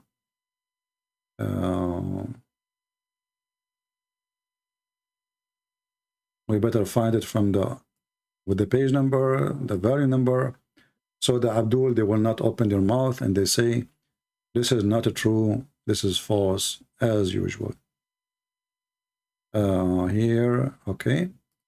This is volume number 4. The book of Majma' al-Zawaid wa Manba' al-Fawaid, hadith number 355. And actually, this is like the page number, sorry. So it's the volume number 4, page number 355. And this is according to the publishing here, which means in the book it might be different. I will share the link with you. Here it says, hadith number 7638. And I will use Google translation actually. And Muhammad here, he mentioned way more stories, which we can use, that if a man, he asks his wife to bend over so he can F her, even if he was in the top of a camel, she should not say no. Let us see if we can find this one here first in English. I mean, do you see how ugly? If a woman, she been asked by her husband to bend over in the top of a camel, she should not say no, which means even if she's in public. I could not find it in English, so let us use the English translation of Google. Let us do this. Give me a second. Let me share the link with you, so you can, guys, open the same link, and you can use Google from your side, so to be sure that we are not making things up. This is the link, and don't later ask me where we can find it. All right? Don't ask me later where we can find this. As you see, I'm sharing the link with you.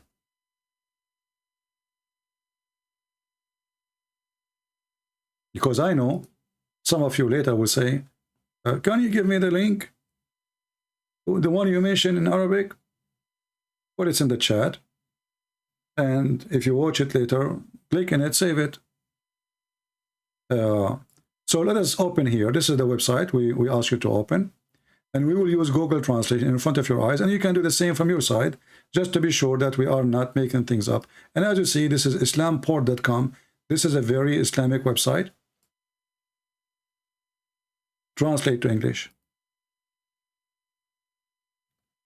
This is the name of the book. And this is the hadith number.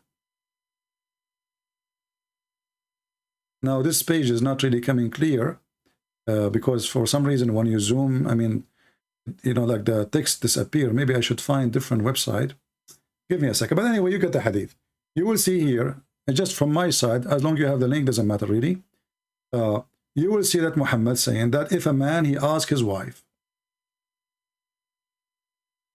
to have sex and he is in the top of the camel.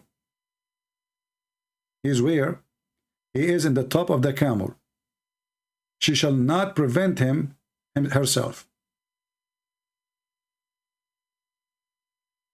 And if the husband did not give the wife the right to fast without permission from him, she cannot fast. And if she don't do as he say, the angels will be torment her until she return and she make him happy. And then Muhammad, he continue with his mental illness. And this is the one I said about pause. In the authority of etc., etc., etc., said,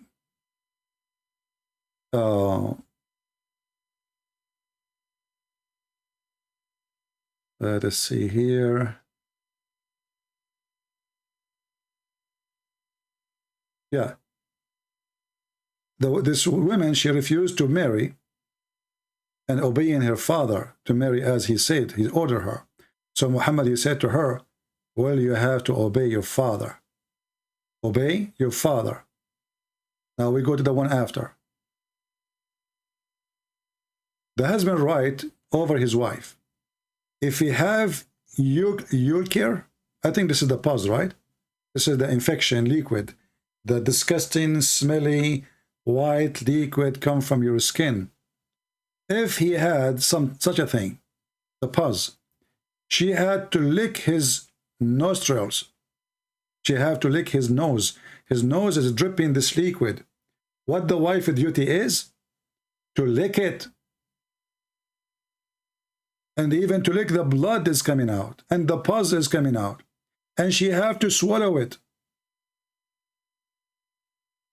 Not lick it and just like, you know, she have to swallow it. Not to spit it. Even if she do so, she did not fulfill the husband his right. Do you see it, people?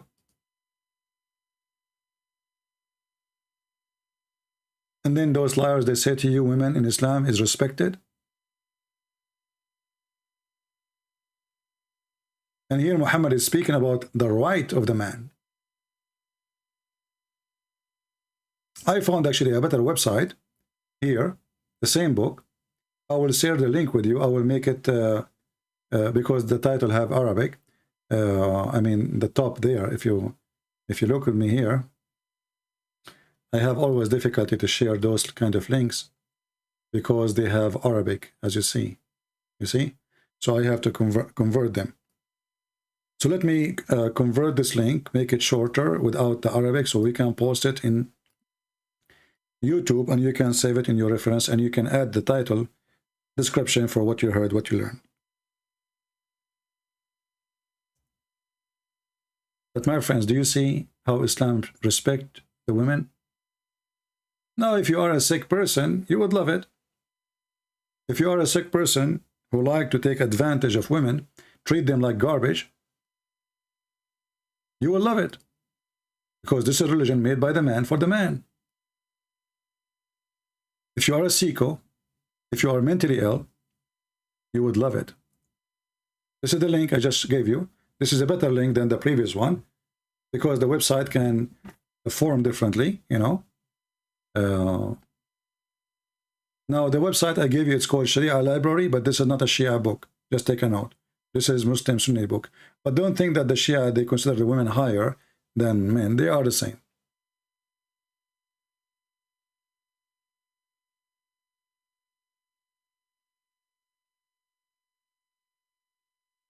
And what is the duty of the man after all of this? To feed her. Well, you know, we feed dogs. We feed cats. In the USA, if you don't feed your cat, you go to jail. So the duty of the man to dress her and to feed her, as if she is a cow. In the same way, we find Muhammad even go way more, and he explained why the man, he can beat his wife. He says, because the men, they spend their money on them. Why? Because they spend their money on them.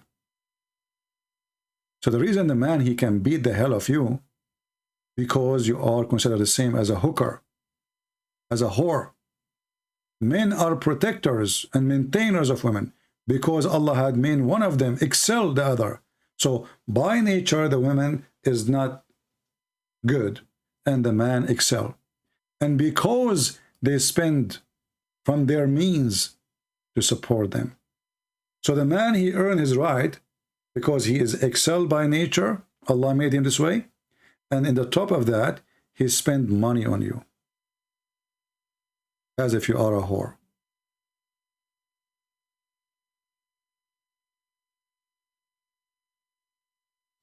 Muhammad saying, well, sorry, show me the hadith which isn't obscure and actually followed. Why cannot you do that? What does that mean? What, guys, anyone understand what this guy is saying? I mean, look, all the garbage we are showing them, and look what he's asking me for.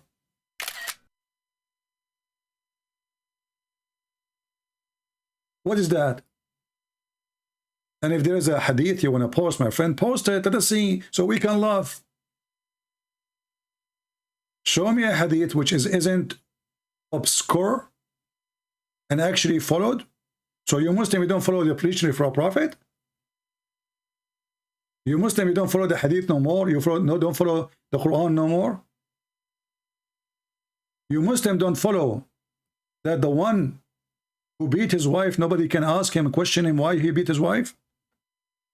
Can you show me one hadith we follow? All of it you follow. Prove me wrong. Do you want me to open Skype for you so you can call me and get me busted?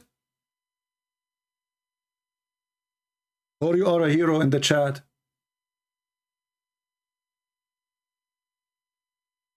A man will not be questioned. You just remind me of this one, actually.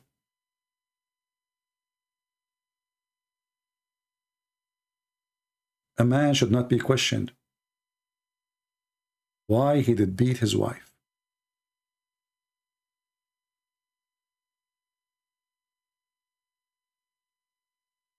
Why he should beat his wife.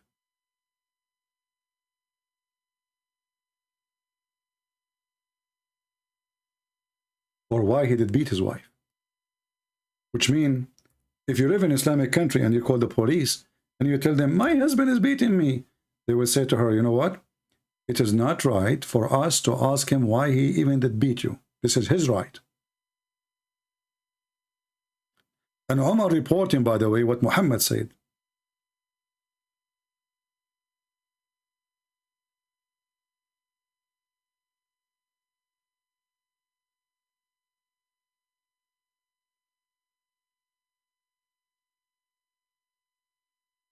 They will say to you, do you see it says da'if? But we just saw the guy with his name Sabeel is posting or copying a hadith which is da'if. So how come you Muslim, you copy a da'if hadith? I cannot.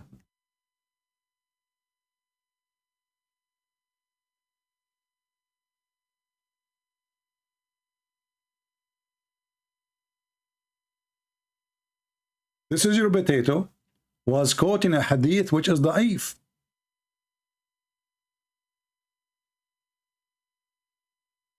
A hadith which is saying that the heaven is under the feet of your mothers. In the same video.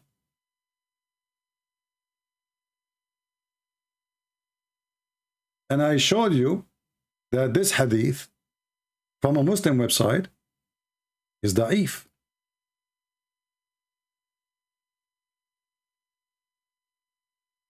Do you see the hypocrisy? This is a da'if hadith. But he just quoted.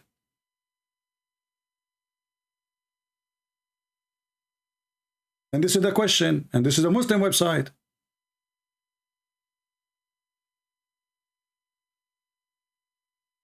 And this is a fatwa. How true the hadith that paradise is under the feet of your mother? The answer is, it's weak. So Muslim, they quote for you weak hadith because it served their propaganda. And they hide it or they deny it when it doesn't.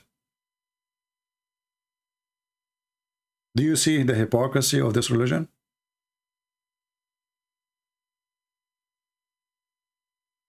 Fake cult.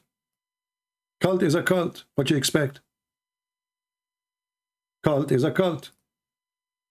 Garbage is garbage. Good is good and bad is bad.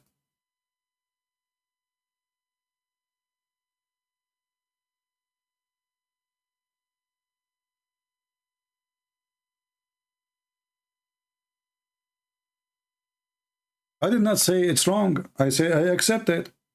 But it's you Muslims. I'm showing you your hypocrisy. Your teacher here is teaching you a hadith. He is teaching the Christian a weak hadith. So when you Muslim, you use the word which is hadith, da'if, you use it to wash your hands from it. And what kind of a prophet he say? That the heaven is under the feet of your mother, but your mother, she will go to hell.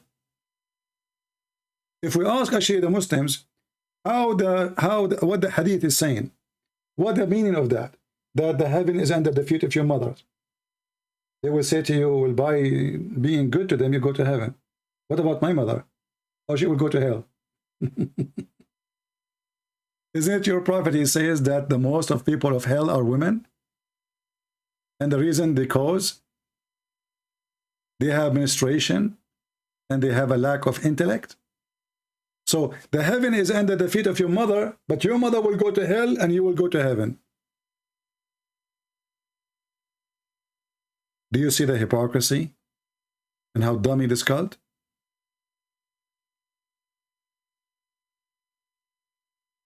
Who is a brave Muslim would like to join me in Skype?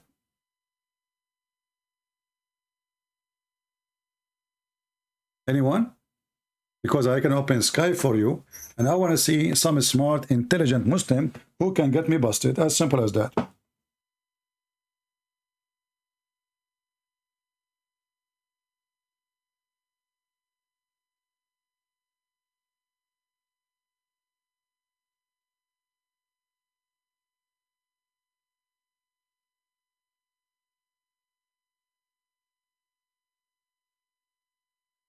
Anyone? Until now, I don't see anyone. Let me open my Skype. Give me a second.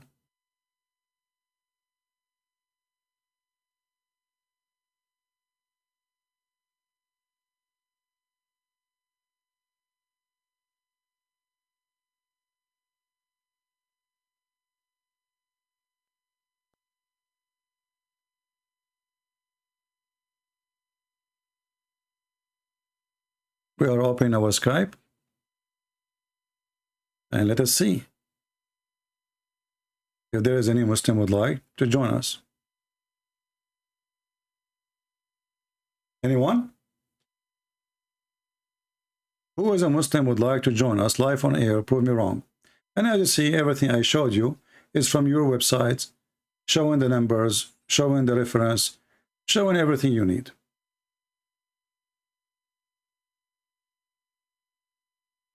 Anyone?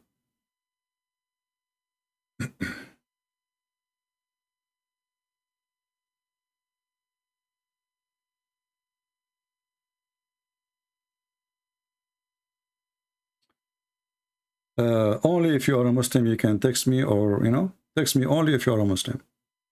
If you are not, don't.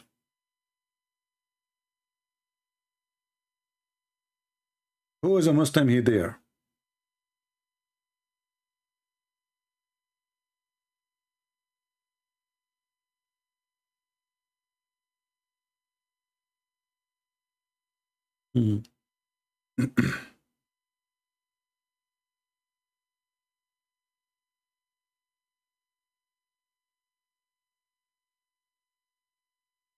I mean, look at the Muslims. They send me text messages, and you will die laughing at what they say. In Bible and New Testament, you believe that in Paul, you free, you do anything you want. Killing, fornication, and any. You are a false liar like your prophet. In fact, the verses about fornication and gambling is taken from Paul. It is Paul who said, the one who do gambling and fornicate like your prophet, and etc., they will not go to heaven. You see how they lie? Do you see how they love to lie? They spread false information about what Paul he said. In the Quran, you have a chapter giving you license for prostitution, not only fornication, and it was your prophet who made fornication legal. He called it muta. Read this and laugh, and we will show you what Paul he said about gambling and fornication, and you people will laugh at you. This is a chapter 24, verse number 33. It says, force not your daughters, your slaves, to do prostitution unless they agree. So if they agree, it's okay. If they agree, it's okay. Can you believe it? And the Muslim, they have the biggest pimp house in history. The Caliphate, they have tens of thousands of sex slaves. They capture them from the Persian, from the Roman, from the Arab, from everybody they invade. And now, is it true that a Christian, he can do all what this guy said in Skype? You are a big fat liar like your prophet.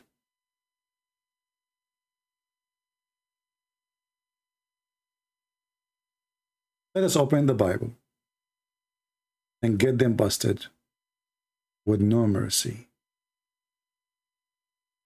Liars, liars will end in fire. You can do gambling, you can do fornication, you can do killing, you can do everything. This is in Islam, my friend. This is not in our belief. You are a fraud like your prophet. You are a fraud like your prophet. You know, I never really saw a Muslim, he knew his religion, and yet they school us. This was, I don't blame them, by the way, because this is what they teach him in their schools. I remember once a Muslim, he's a very nice guy, very, very nice guy. He came to me once and he said, I want to ask you, but I'm afraid. I said, afraid from what?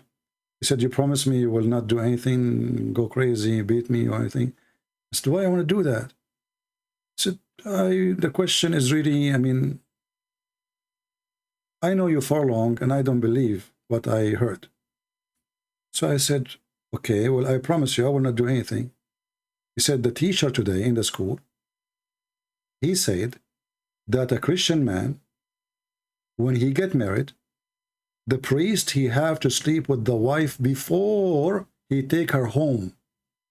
He have to try her. I said, I see. Who is the one who taught you that? He said, the Islamic classroom teacher. Can you believe it?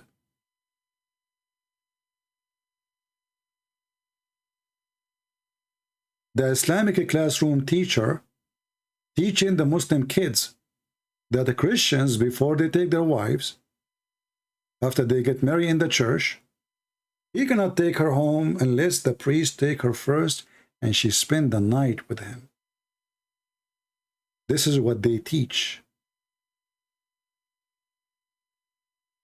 their kids.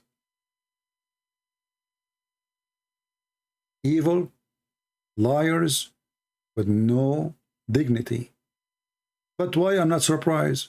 I mean, if Muhammad is the biggest scam, which means they believe in a scam, they follow a scam, and they are people of a scam, so why not?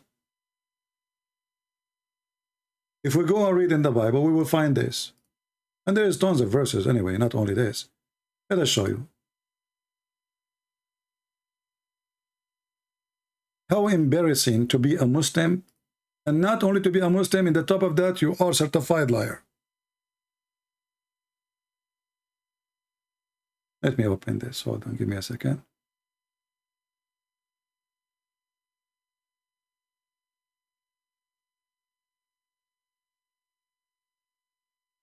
If you remember when Muhammad, a man came to him and he said to him, I did with this woman everything the man do, except sexual intercourse. The man, Muhammad, he said to him, don't worry about it. This is called al-lamam. Al-lamam. So you can take a married woman to your bedroom. You can touch her. You can kiss her. She can play with your penis. You can play with her vagina. Excuse my language. And that is not a sin in Islam. It's called al-lamam, which means small, tiny things. It's not a big deal. It's not a big deal. You know? According to this liar, Paul, he taught us that we can do fornication, we can sleep around, we can kill, and we can steal. That's what he said.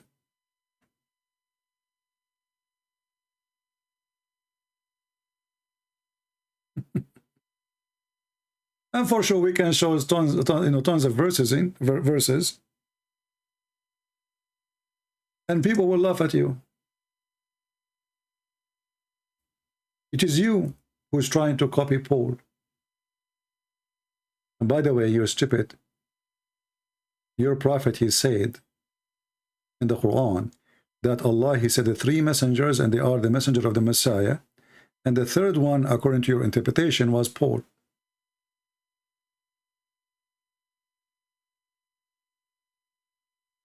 Was what? Paul.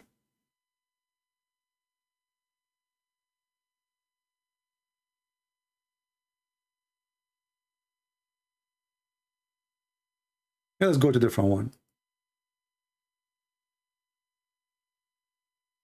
Actually, in the Quran, there's no punishment for rape.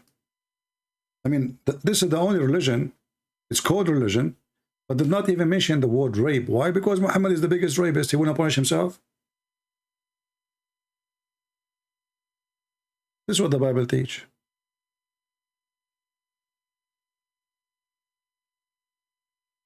Your God himself, he asked for mortgage. He was begging for money. And not only that, he claimed that the one who give him money, Allah will double it for him in the heaven. Have you ever heard of a God he begged for money? I heard of people in YouTube asking for donation because they are not gods. But a God, he is asking for donation and he promised you that he will double it many times to you. And actually he says, qardan, a mortgage.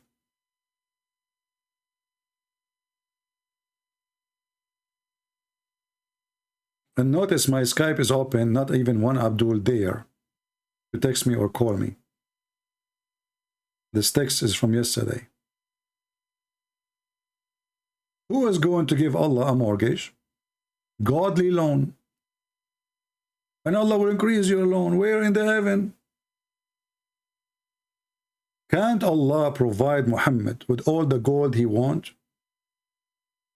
If he is sent by God. When Jesus, he said, don't worry about tomorrow. Look at the sparrow. Look at the birds. They don't gather food for tomorrow. Muhammad himself, as God told him that we need a loan. We need a mortgage. We need Khadija, the rich woman.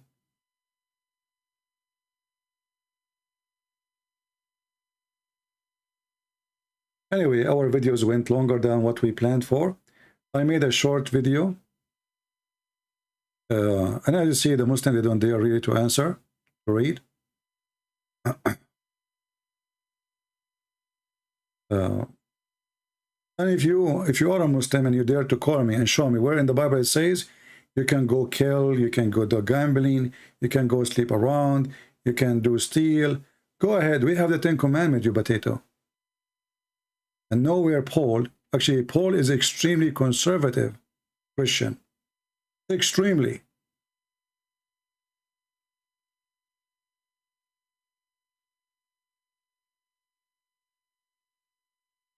Do you see how they lie even to us? I mean, the one who knows what they are talking about.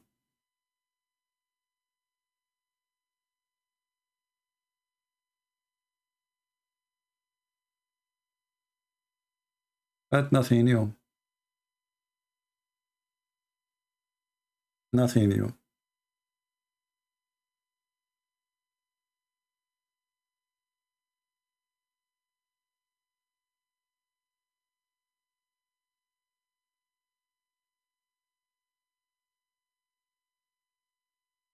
Any Abdul?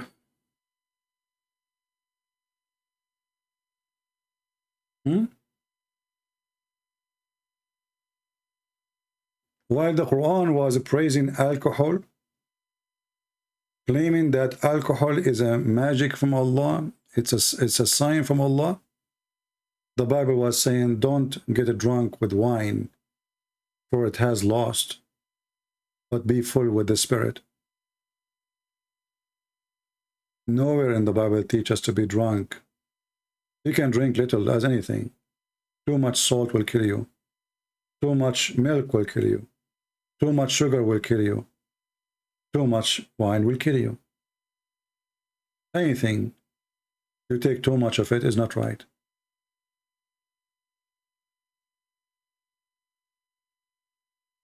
Do we have any Muhammadan? My Skype is open and zero Abdul.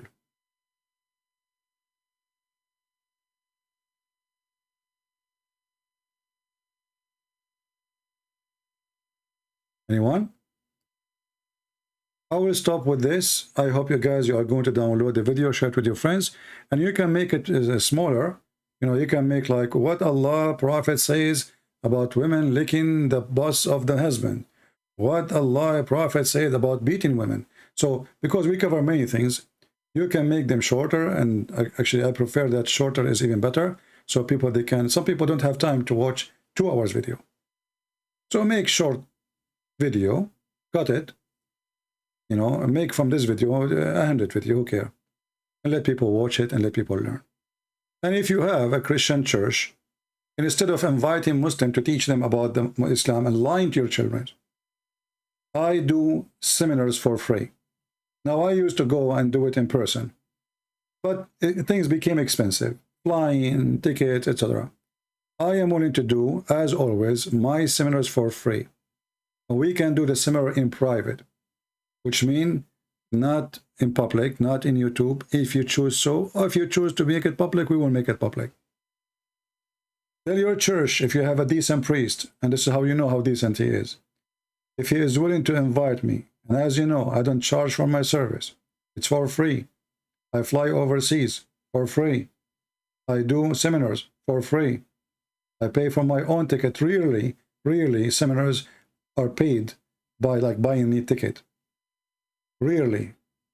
Because most of countries I went to, it was poor countries, who they cannot even afford to buy me a sandwich. So if you are, if you think what we do is important, and I believe this is very important, because the target is your children's. As you see, all of those are Christian children's, and they are the victims of Islam lies. And your priests obviously are not doing their job, because if they are doing their job, those children will not be there.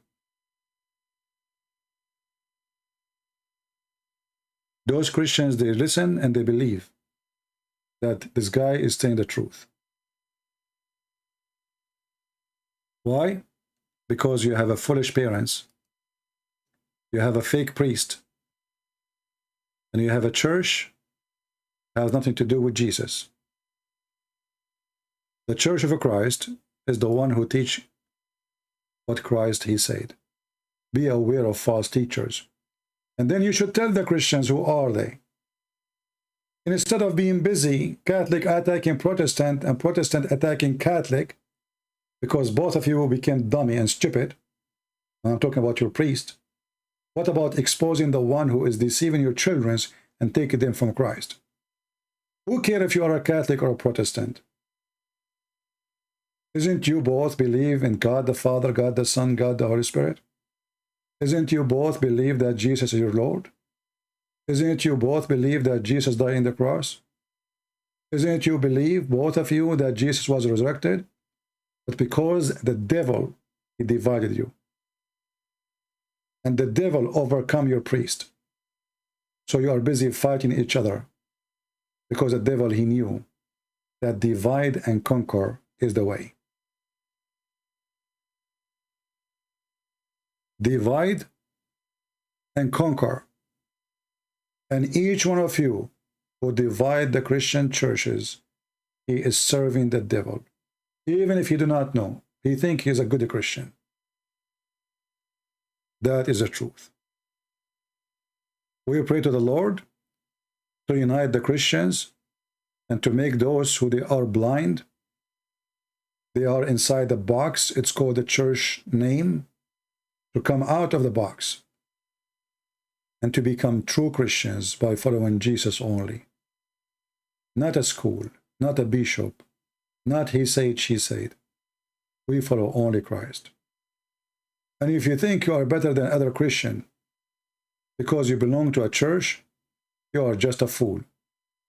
Jesus said, not everyone says to me, Lord, Lord, will enter the kingdom of my Father, but the one who do his will. And when they asked Jesus, what is the book? What is the faith? He said, the whole book is to wish to your neighbor what you wish to yourself. It's not a philosophy of a bishop.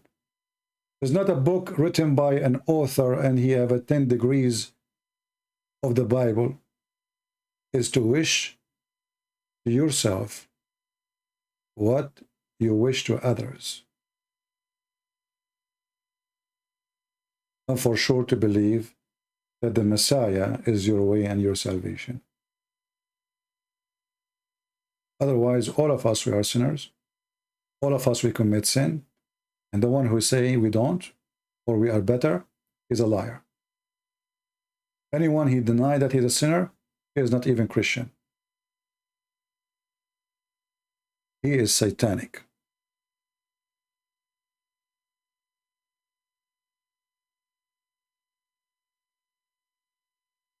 Please answer, it's a woman friend? What do you mean answer, it's a woman friend?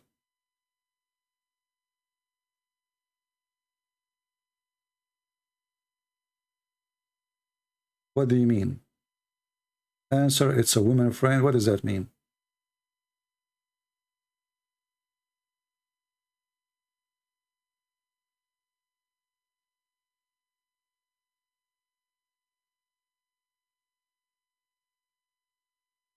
Do you have a Muslim woman, a friend of yours? She is with you in Skype? If this is the case, text me right now and I will call you. And tell me what's your name in Skype so I can check it out. You know, most of people do not know that I have like 10,000 texts in Skype.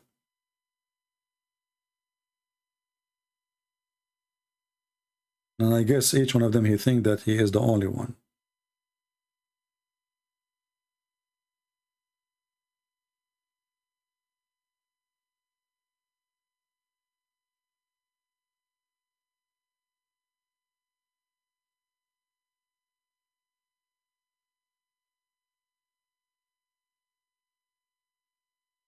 Anyone?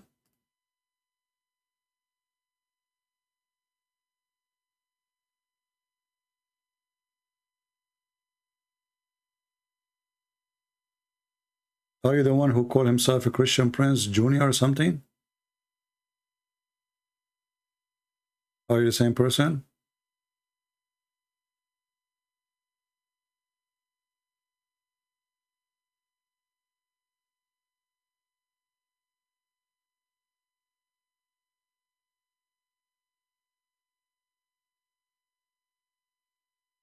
I do not need to come to South Africa. You can. If you want me to do a seminar to your church, just to speak to your church, if they welcome me, we can make it even private seminar. I do not need to fly. This way it costs me zero. It costs you zero. And we do not need to wait for 3 months or 6 months or a year to do it. Just set up a time next week, etc. And I will do it.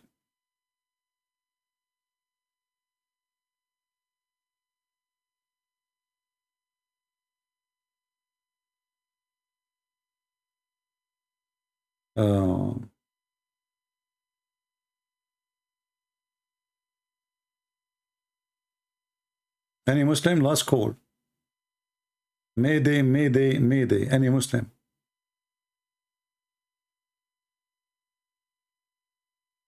Well, Eliza is a very filthy person, and we were going to block you. She's a good Muslim. She want to taste my semen, she said.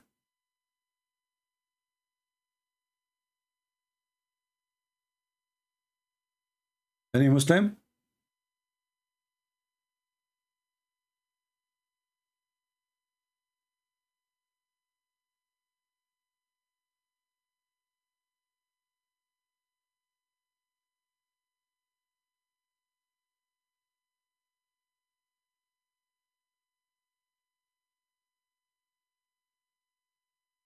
Climate change?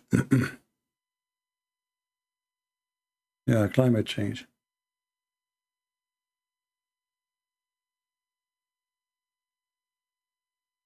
Anyone?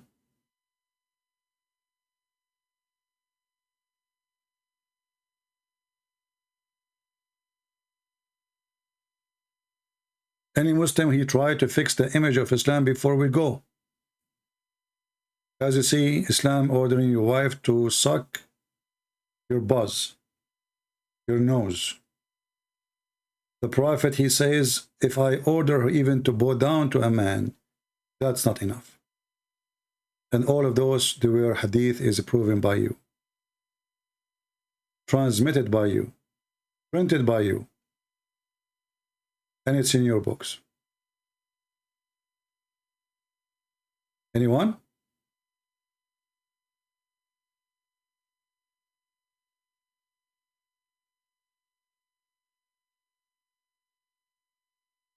All right, that's mean the Muslims, they agree that Islam is a silly, stupid cult. And you know, this is my challenge actually. I made a video, I don't know if you guys watch it. It's like less than 2 minutes. Go watch it and share it. Very easy to share. It's like less than 2 minutes. The hadith where Muhammad, he said that women, they come in the image of the devil and they live in the image of the devil. Which one of them he dared to share this hadith by printing it in his t-shirt? Aren't you proud with your prophet teaching? Be proud and show me how brave you are. Print, the women, she advance in the image of the devil and she retreat in the image of the devil. And then I will say that Muslims really, they are proud about their prophet. And as you know, this hadith is authentic, very authentic. So you can't play the game of weak and strong.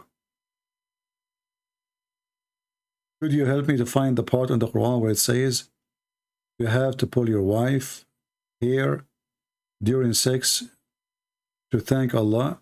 I never heard of such a thing in the Quran saying you have to pull your wife hair during sex. I don't know what are you talking about. This is not in the Quran. I mean, from all the garbage we just showed you about what the women she suffer from, you come to a conclusion that there is something that says pull her hair during the time you have sex with her? Is it enough the 2 hours garbage I just gave you? This is the only one who will prove to your a friend that Islam is bad? And where do you get this from? Lord have mercy. Be careful. Some Muslims even they spread lies. So the fool of you will repeat them. And then when you repeat them, they challenge you to prove it. And then when you are unable to prove it, they will say, see, he's a liar. There's lies even made by Muslims against Islam. And the purpose is that the dummy of you will carry on the lie. And you go around with it. And then they challenge you to prove your statement. And then when you could not prove it, they will say, see, it's a lie. He's a liar. Never fight a liar by lies. That will make us 2 liars.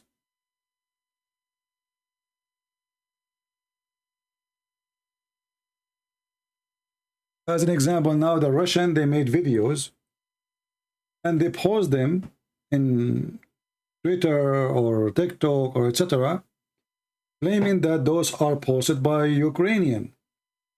And then the same Russian who posted the same video, they have the original video which is proving that this is not true. And that will make you believe that the Ukrainians are lying. For those evil people, my friend, war is deception. So don't fall into lies. Before anyone says to you, go check it out and see if it's true.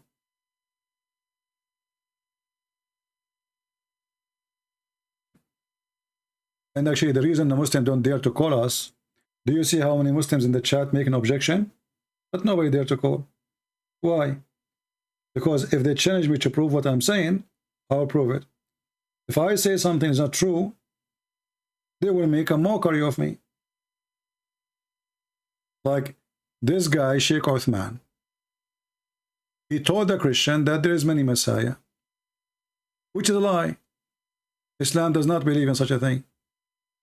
So this Christian person, he asked him to give him a proof. Uthman, the potato, he went home. I started searching because now it's embarrassment. He told him I will find it. He came back. And he told him, I found it. What you found? He found that there is many Messiah. And then he started reading for him the reference. And then the guy, Uthman, he did not notice that those Christians, not all of them, they are not Arab. There's Arab Christians who speak Arabic, they read Arabic, they are going to check it out. And they did, and they found that this coward Uthman is copying a note printed 1998, claiming that this is a statement made by the Caliphate Umar.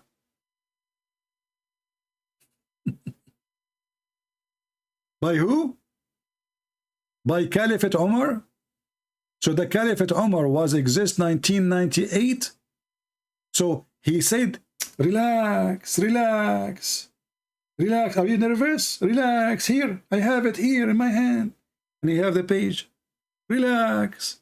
And now the guy, our friend here, our brother, he go to look for Uthman. He cannot find him. So even they made a video for him saying he's missing. He's working, unfortunately. Do you believe that multiple messages can be the Messiah according to Islam? I'm not going to debate. You don't have knowledge? Yes, you do. You're already doing dawah. See, when now they learn that this guy is going to check the facts of everything they say, so now they don't want to answer him. In the booth there, it says, ask a Muslim. Actually, this is why I made my video. It's called, I was going to make a video. Ask a Muslim. Ask a Muslim. This is what it says. Now he is asking a Muslim. He don't want to answer. He says, we're not here to debate. I'm not asking you. I'm not debating. They will answer only if you are a fool. Does the clock have a hand? Oh, wow. You're comparing Allah to a clock. No. I'm asking you, does the clock have a hand? Yeah, sure. So does it have a hand like my hand? No. Thank you. Allah doesn't have a hand like my hand. So now, Allah, you have a hand. Is your hand like my hand? Is the cat like Allah the hand? Do you see the answer? Allah's hand is not like our hand. Who cares? He's a creator. He has a physical nature, but it's not like ours. Okay. Your teacher is using footnotes and thinking they're hadith. Why is your teacher using footnotes? The teacher is using footnote. I'm not debating either. I only ask questions, guys. You know me. No, but still, like, I don't like to be on camera. Like, most of the brothers you see, Ahmed is the only one on camera. So we don't like to go on YouTube and like to talk. So, okay, so they have a camera recording everybody, but they don't like to be in camera. Why? Because this guy will use the camera to get them busted. If someone comes up and I'm just recording just me, it's my voice, just me, recorded on me, not even pointing at you, still no? It's no point. I think it's good. It's good for conversation. I don't think it's good. Because a lot of people don't have these conversations. They are, it's a lot of, vitriol, a lot of fighting, a lot of bad energy. But if we could be shown that Christians and Muslims could have these conversations without any animosity, it's extremely possible. It's better for you to talk to Sheikh Uthman because he's not here. That has knowledge, right? He's not here. You guys have knowledge too. Next week. You don't have knowledge? Not really. Yes, you do. You're already doing dawah. So you can literally tell me why I should become a Muslim. You can tell me that, right? Have you read this one? You tell me? No, I don't. What is that? A brief illustrated guide to understanding Islam. What is it about? I would. Don't ask us a question. We will give you a brief guidance to Islam. He will not answer. If you are a person who do not know, but this guy now became known for them. If you are a person who do not know, they will start telling you about the Prophet, how amazing he is, how wonderful Islam is. Now they don't want a camera. They don't want to questions. And they are not there to debate. And we don't debate.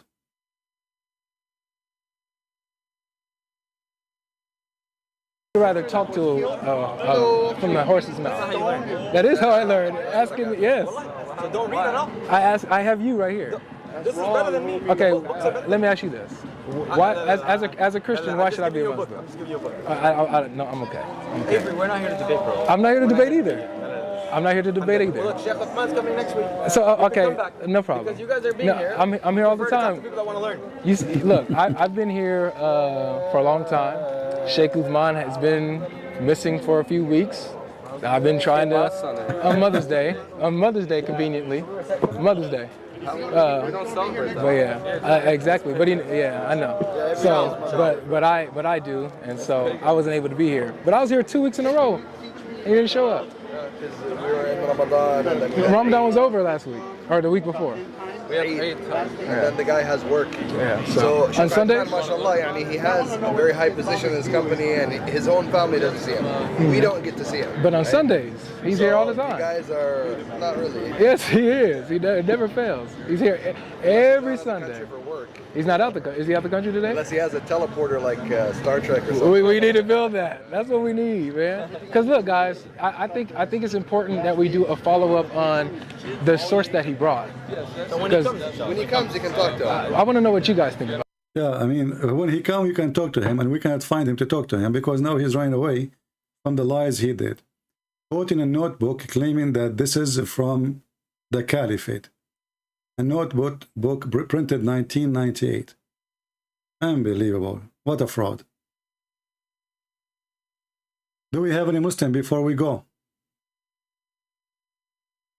Any Muslim? Your sheikh is missing. As you see, they don't dare to call me. They don't even dare to speak to those who learn from me. Where is your sheikh? Anyone? Where is your sheikh?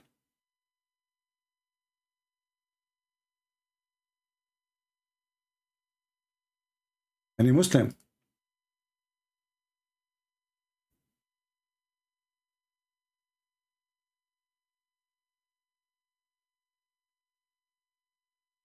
Where is your sheikh?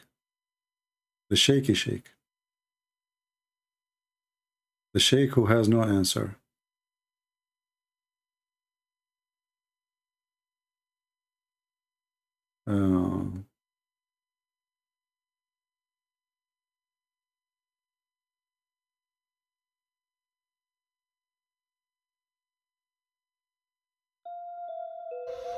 Hey guys, look, something's really been bothering me. Since we've debated Sheikh Uthman, we haven't been able to find him anywhere. Like, he just disappeared off the face of the earth.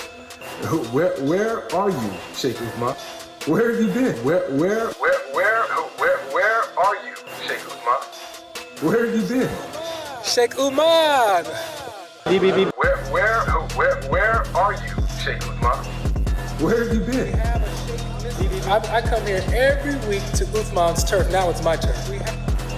Now it's our turf. It's not his anymore. He's been running for weeks. We have a sheikh missing. He's been running for weeks. Where are you, Sheikh Uthman? He's been running for weeks.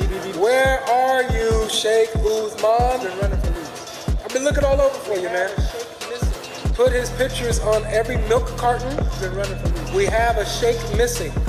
Missing sheikh. Where are you, Sheikh Uthman? We have a sheikh missing. He's been running for weeks. Call, dial this number. We have a sheikh 818. Find your sheikh. We have a sheikh missing. We have a sheikh. Yeah, man, I don't know where they at, man. Where they going? 818, find your sheikh. We have a sheikh missing. 818, find your sheikh. Spread the number around. Spread the slogan around, y'all. 818, find your sheikh. We're going to start this movement, and we are going to find this man. We have a sheikh missing. We have a sheikh. 818, find your sheikh. We're going to find him. My bad. I just want to tell you, Sheikh Ahmed is not the debate this guy. I just want to let you know, inshallah. No, I understand, I know. Yeah. But since our Sheikh says you cannot debate them, but I can give my number. We can talk to you not in here because that's what Sheikh Usman said. We have a sheikh missing. My bad. 818, find your sheikh. That's the hotline. Look for him. Everybody hashtag it, everybody share it, make a community post. Do it. We have a sheikh missing. There's the narration in the top highlight, and the footnote on the bottom blue highlight. It's a footnote. This is a footnote. My bad. The whole paragraph is a footnote. We have And guess what? I brought this paper. خلاص. My bad. Class, my bad. I should have said, hey, relax. Oh, you look nervous, bro. Relax, man. No, you look nervous. This is our turn. We're here. Relax, relax. And this is why this coward potato, he don't dare even to get close to me. And he was calling me princess, trying to bully me. Now you know why he don't dare. He saw this young brother. He is American. He don't speak Arabic. Perfect target. This perfect target, it made it so hard. He said something, and then the guy, he checked. He said, okay, let's do a fact check. You said there's many Messiah in Islam. Show me. I challenge you. Sheikh Uthman, what he would do now in the video. So he went home and he started looking. Muslim books by hundreds of thousands. He could not find one reference. He found a note. It's not even about many Messiah. It was a typo. And it does not even say the word Messiah. Al-Sharia, Al-Samha, became the Sharia Messiah, Messiah, what the heck? Which is showing us that he don't know Arabic really. Which is showing us that his master degree in Hadith is a fraud. Which shows us that he is stupid too, because don't you know that it's possible that those guys will go and check? This is an act of a stupid man. Don't you know that they might go and check it out? What if they go and check it out? Anyway, go they did. They did. And if we ask any Muslim, every single Muslim, and actually if you are a Christian one day, and you have a camera, if you do YouTube, etc., ask the Muslim, do you believe there's many Messiah? He will say no. No. So what this guy is saying, he made a big poo-poo and he do not know how to cover it up. The smell is so strong, the poo-poo is so big, and we are waiting for him for the coming century to find that the Islam teach there's many Messiah. And you remember, this guy, he claimed that he have a master degree in Hadith, which means he spent his life studying Hadith. So how come he cannot find it? How come you mention something? Like, I mention something live on air. I don't even prepare for it. I take, maybe a maximum 2 minutes to find the hadith. And if not, I could not find it now. I say tomorrow, and then you come tomorrow and I will show it to you. This is I'm not even a Muslim. I'm not a sheikh.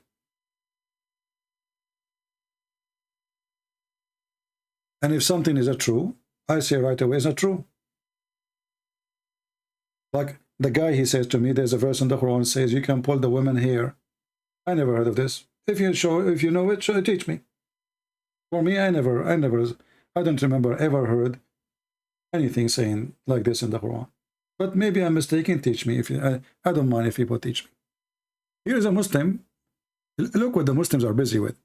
They are not busy with their prophet is a child molester, or a prophet is a thief accused by stealing underwear. He is asking, why is your God 3 in 1? Why not 5? Hey, Abdul, this is the good question.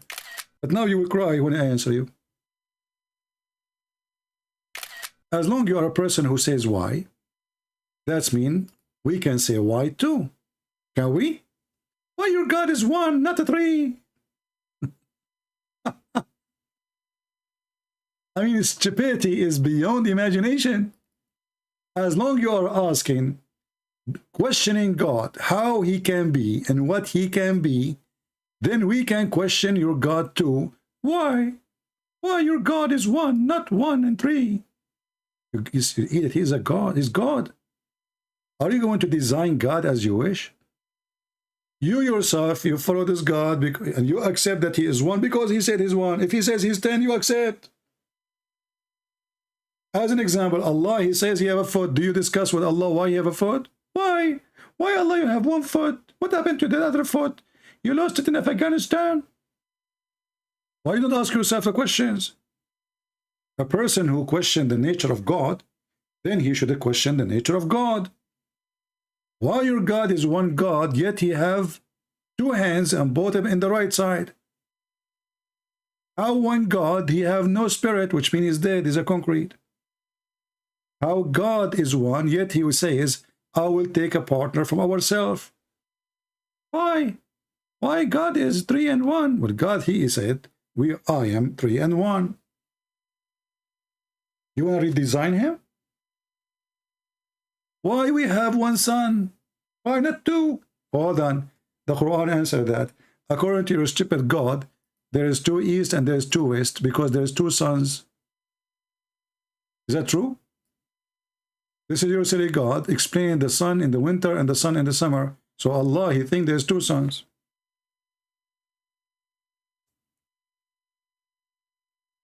How come you don't ask your God, how in the world, you idiot, you teach us that there is 2 sons?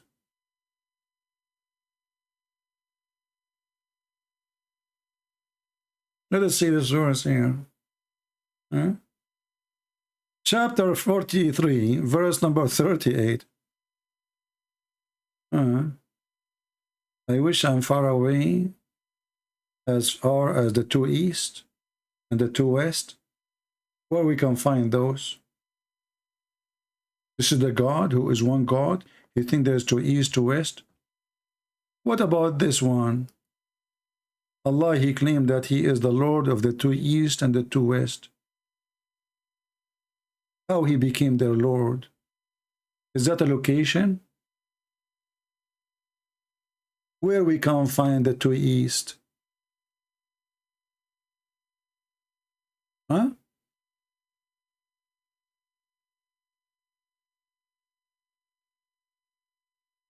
What do you think?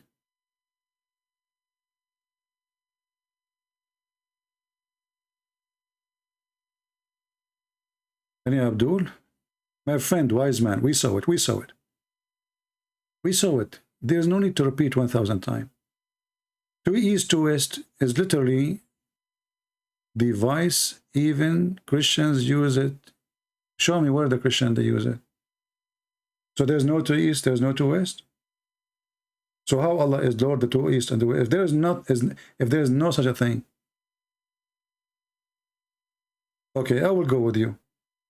Who can explain the Quran better than Muhammad? Nobody, right? Who can explain the Quran better than Muhammad? You? Muhammad. Where the sun goes every day. So you are worried about the God, if he is 1, yet he is a 3 in the same time, and how that can be. Well, he is almighty. You cannot tell him what to be, what not to be. He designed you, he made you. It's not you who want to made him. Look what your prophet said. And this is approved hadith. Even Fufu, he said this is Sahih. Yes, yes, apostate prophet. The prophet, he got you busted with this one. Yes, this is a Sahih hadith. And and not only that, he refuted you there. So let us see what it says.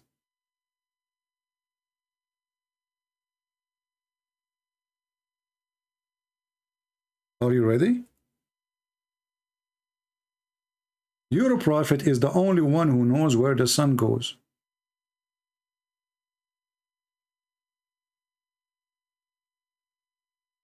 According to your prophet, every day the sun goes from the east to the west. So how come you are not busy with understanding the astronomy of your prophet, who he claimed that the sun is moving from the east to the west every day? But you are busy with how the Christian, they believe God is 1, yet he is a 3.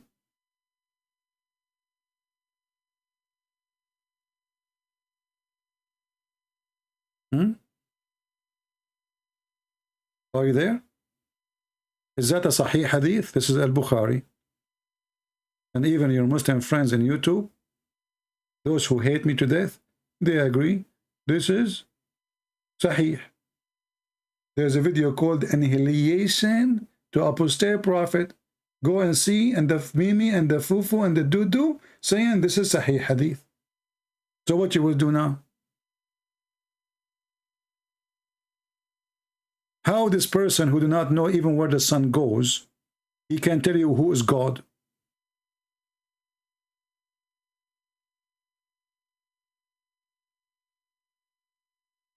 What do you think? How he is the person who can teach you about God, yet he do not know where the sun goes? Something very simple. I mean, isn't he speaking from... Because look, he is not saying, according to me, they said to him, Allah and his apostle knows best. And yeah, I mean, everything in Islam is a 3 time. Perfection, obviously 3.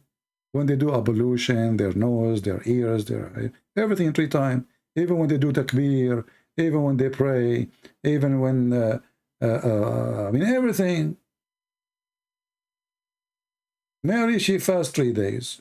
Zechariah, he was muted 3 days. If you divorce your wife 3 times, and they talk about 3. And the names of Allah, in the name of Allah, Ar-Rahman Ar-Rahim. And by the way, why if you divorce your wife 3 times, she can't come back to you unless somebody else sleep with her? Is that involved with the Trinity too? How you can worship a man used to be a baby and wear a diaper? Well, you have to show me that he wear a diaper. However, so how you worship God, he said, that the one who is wearing a diaper is holy. Are you saying that your stupid God is a stupid? Come on, man. What kind of God he says? Jesus is a holy gift of God. You said he came with diaper. Are you there, Abdul? Is it true in the Quran it says that Jesus is the Holy Son? So how he have a diaper? You are making fun of Jesus, supposedly. And yet your God call him holy. Your God must be having a diaper brain. Because how he mixed between holiness and diaper? I'm using your logic.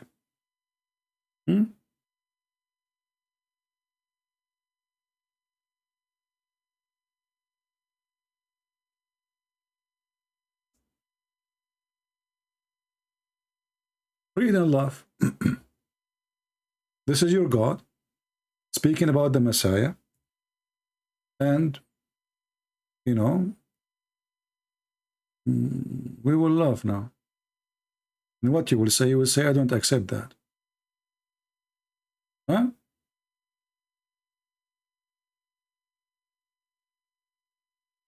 And look like your God Allah, not only that he chose Jesus to be in the diaper, he chose to be the word of God in diaper. Is that your Quran? Saying that Jesus is the word of God? So the word of God came to us in a diaper?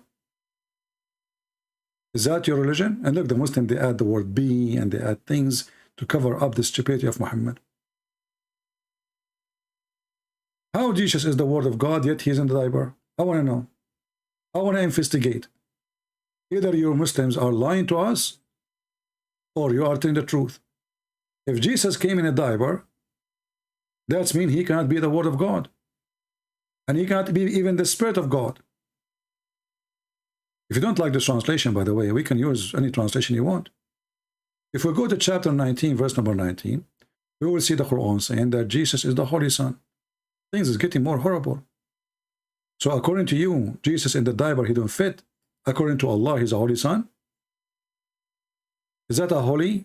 What make him holy? That because he was in a diaper, according to you? See how silly stupid you are? And why Jesus, the one in a diaper, he is in heaven and your prophet is in the grave? Do you think the diaper of Muhammad was bad? That's why, and smelled so bad, so this is why Allah did not take him to him? Like Allah, he smelled Jesus. Oh, he smells so good, I will take him. He smelled Muhammad. Yuck, you stay here. Can you tell me why Allah, he chose to take Jesus to heaven, but he did not take Muhammad? Either he have to be a person who have a very bad diaper and the smell is so bad, or you have to give me an answer.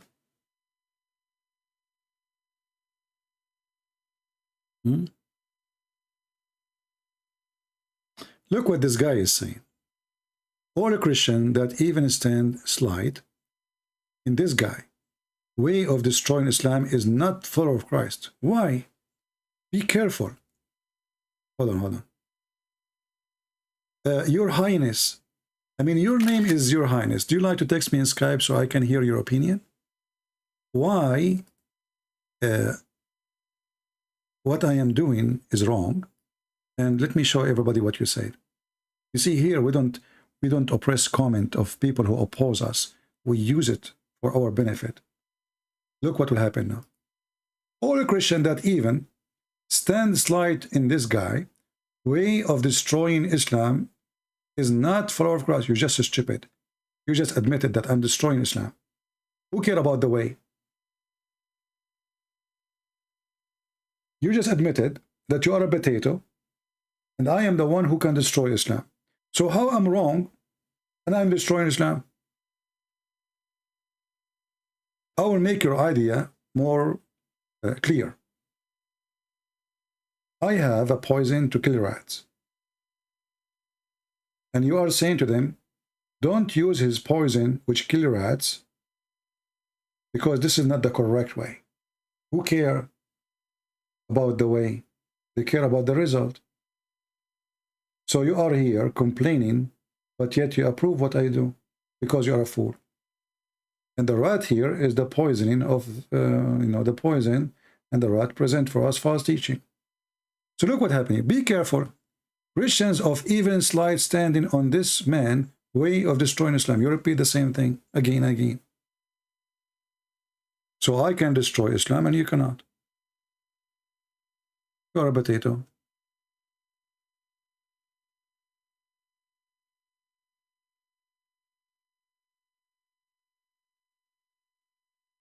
Any Abdul?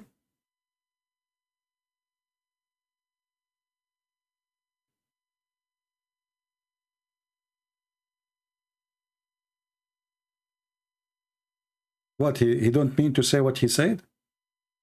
I mean, he said that this is not a Christian way. Right?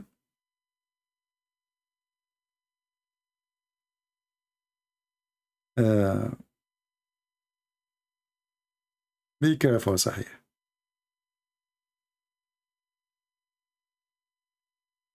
Be careful, guys, in your comment.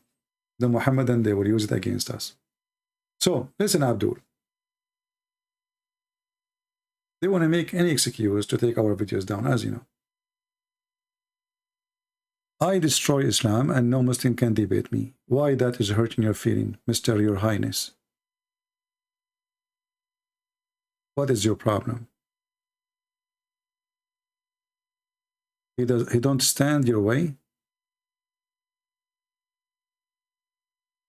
I don't know, what does that mean? Okay, so no, look what he said. Let us open the interpretation of Ibn Kathir to understand what he is saying. All a Christian that even stands slightly in this guy way of destroying Islam is not followers of Christ. Oh, he mean the opposite, you mean? Oh, this is mean my English is bad? Okay, maybe I got you wrong. I apologize. As you know, English is my 711 language. Stand slightly. I was looking, what is stand slightly? Or maybe he is not actually speaking against me. Oh, okay. Misunderstood. Well, I always learn how to misunderstood comment in English, you know? Like, I remember when I was in the school and I met the first girl in the school and I came to the classroom and the teacher, he said to me, I just came to the classroom on the first day. He said to me, here we have a groups, so you have to join a group. And I said, okay. And I was sitting just next to a girl. So the teacher, he just finished teaching and I said to her, can I be with you? She looked at me and she said, I'm lesbian. I said, oh, okay, nice to meet you. Second day, I saw her in the cafeteria in the morning. So from far away, I say, hey, lesbian, how are you? Like now I have a friend in the school. This is the only friend I met yesterday. Hey, lesbian, how are you doing? She came to me in the speed of light. She said, what you are saying? Why you are screaming like this? I said, what? She said, why you are calling me lesbian?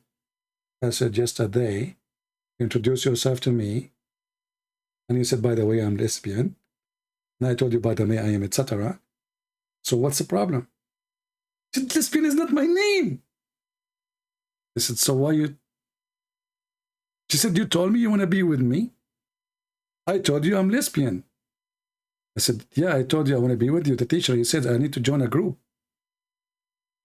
Didn't he say that in front of you? Just 2 minutes before he leave?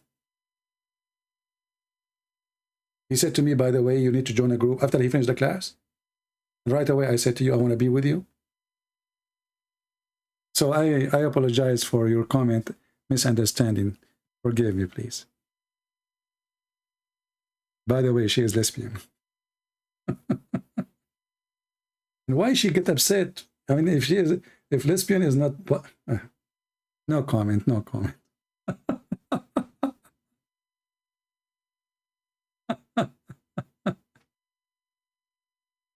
Oh, I mean, how silly. I'm saying to you, I want to be in your group. And the teacher, he just said, you need to join a group, the study group. So I said to you right away, and if the teacher, he just finished saying the sentence. I said, can I be with you? I don't know anyone in the class yet. No. God logic is speaking to Uthman. Is he alive, you mean now? That's good. Later we will play the recording then, so just for fun.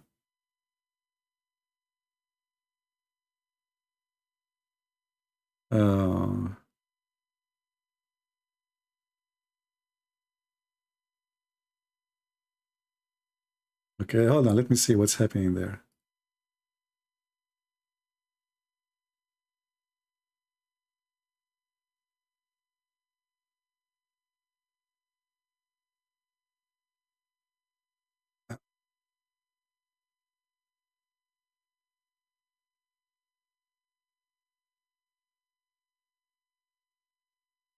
Oh, he is live. Oh, okay.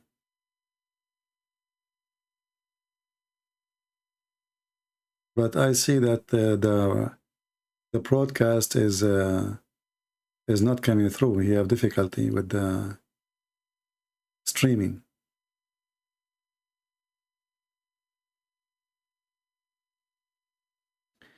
Yeah, but the streaming is not coming through.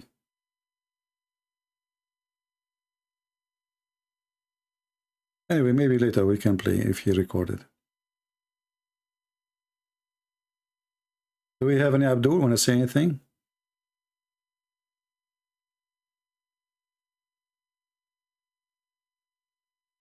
Yeah, it's okay. I'm sure that Your Highness will forgive me. You know, we are Arab and we are very polite people, you know. I mean, like I know from my grandfather that when we invade the other people and we kill them all, after we kill them, we take their women and their children, we apologize, you know, very polite. So like, you know, and then, hey, by the way, sorry, okay? It's like tradition, very polite. It's like it's in our blood, you know. We cannot, you know, we cannot stop it from doing it, you know. Like it's, we have a noble blood, by the way, you know. Yeah, like why the prophet he killed the Christians? He trying to save them from hell. Which one is better for you? Okay, why he raped their women? Well, they give them the honor to sleep with the prophet. Oh, okay. That makes sense. All right. And why he took their gold and silver? What you will do with it? You are dead anyway. Oh, I never thought about it. You're right. I mean, at least the prophet, he will use it to kill more people. And why Sheikh Uthman is quoting the note? Khalas, khalas, my bad. Khalas. All right, Your Highness. So sorry. Well, because always I receive, you know, negative comments about how I do things. You know, I did not understand the word you said. As you know, in my English is very. By the way, I used to teach in Oxford University, but they told me you can teach only when the school is in vacation, and the reason for that, they don't have enough room for me. You know, because my classes was very big. So when I saw you saying this, stand slightly, I have no idea what does that mean. I thought all a Christian, they don't stand slightly. I mean, this is really weird. Do you think it's my English the problem or your English? Until now, I'm not convinced that because of my English. I think you need to go to school again, my friend, and join my classroom in Stanford University, which is in Oxford, you know, next to Brazil. You all a Christian that even, I mean, why you put even there? Even that is more horrible.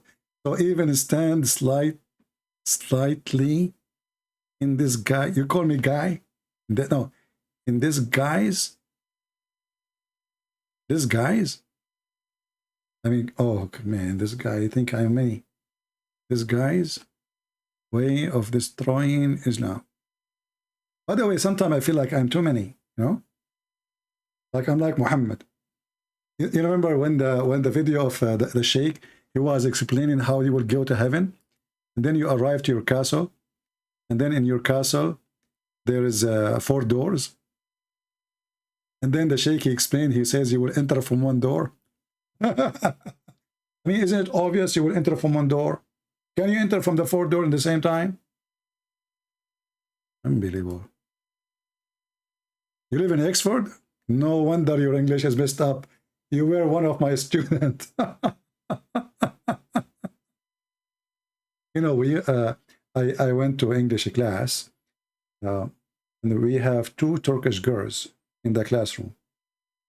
And that means all of us, we are foreigners, obviously. I mean, who is going to take English class except foreigners, right? So there's 2 Turkish girls. They don't show up every day. But when those 2 girls, they show up, our classroom usually is like 10 people, 15 people, maximum, you know, maximum maybe 16. When the 2 Turkish girls in the class, our class is like 30. They wear a short, it's shorter than Allah. The t-shirt is thinner than the Quran. You do not need glasses to see through. As Muhammad, he promised you about the virgins. And I assure you for sure, they are far away from virginity. They come to the classroom, the teacher, he sweat. The student, nobody looking at the teacher. The classroom is a chaos. You know, nobody, they can't even stop talking. They leave the classroom is empty. And then the boys, one after one, they come to them. So you are from Turkey, huh? If you need anything, listen, no, anything. Okay, this is my phone number. Please, if you need anything, okay? By the way, I have a car, okay? And then the other guy, I mean, one after one. And the teacher, who is really good teacher, you know, he's like polite. He said, hey, come on. Please stop doing what you are doing. And he was looking at their legs. I mean, even the teacher.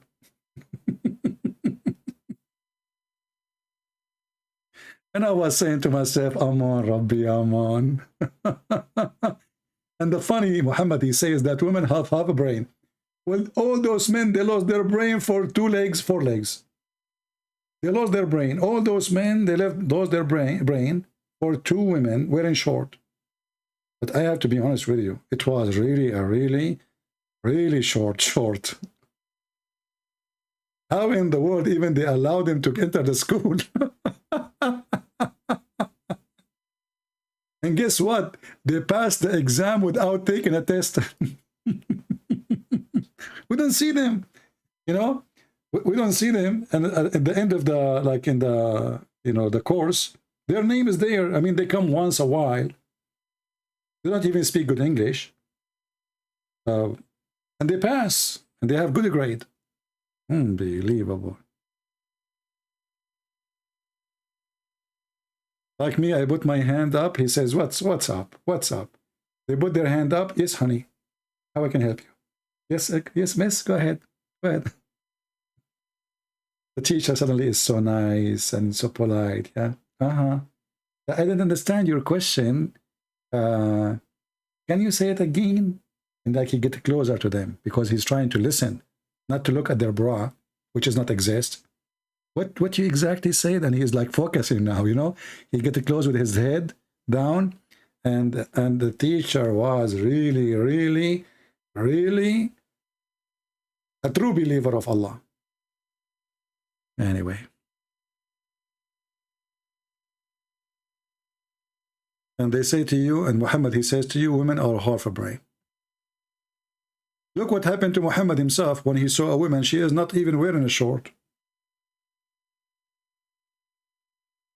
You remember? We just made a video about it. He saw a woman.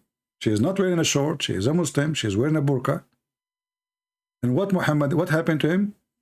Boing, boing, boing, boing. His private part started flying in the sky. And then he could not hold himself. So he went to his wife. His wife, she is doing the other tanning. He pushed her. Honey, I am busy. Look, I'm dirty, sweating. Let me at least take a shower.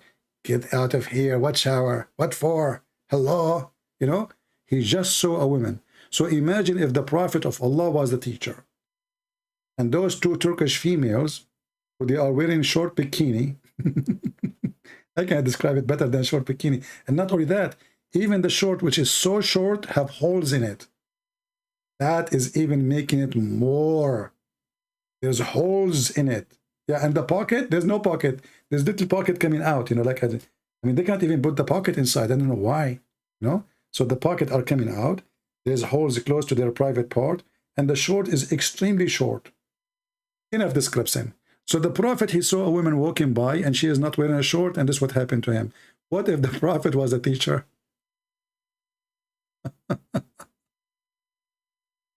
And me, the poor me, nobody asked me, how can I help you?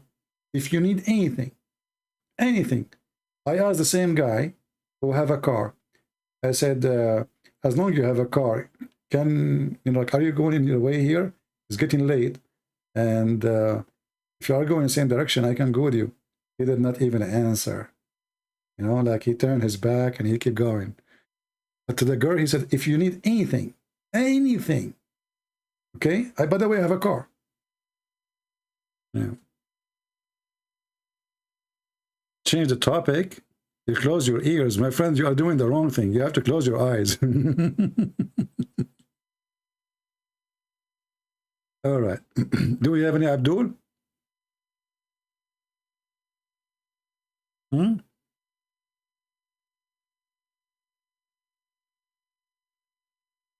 Any Abdul?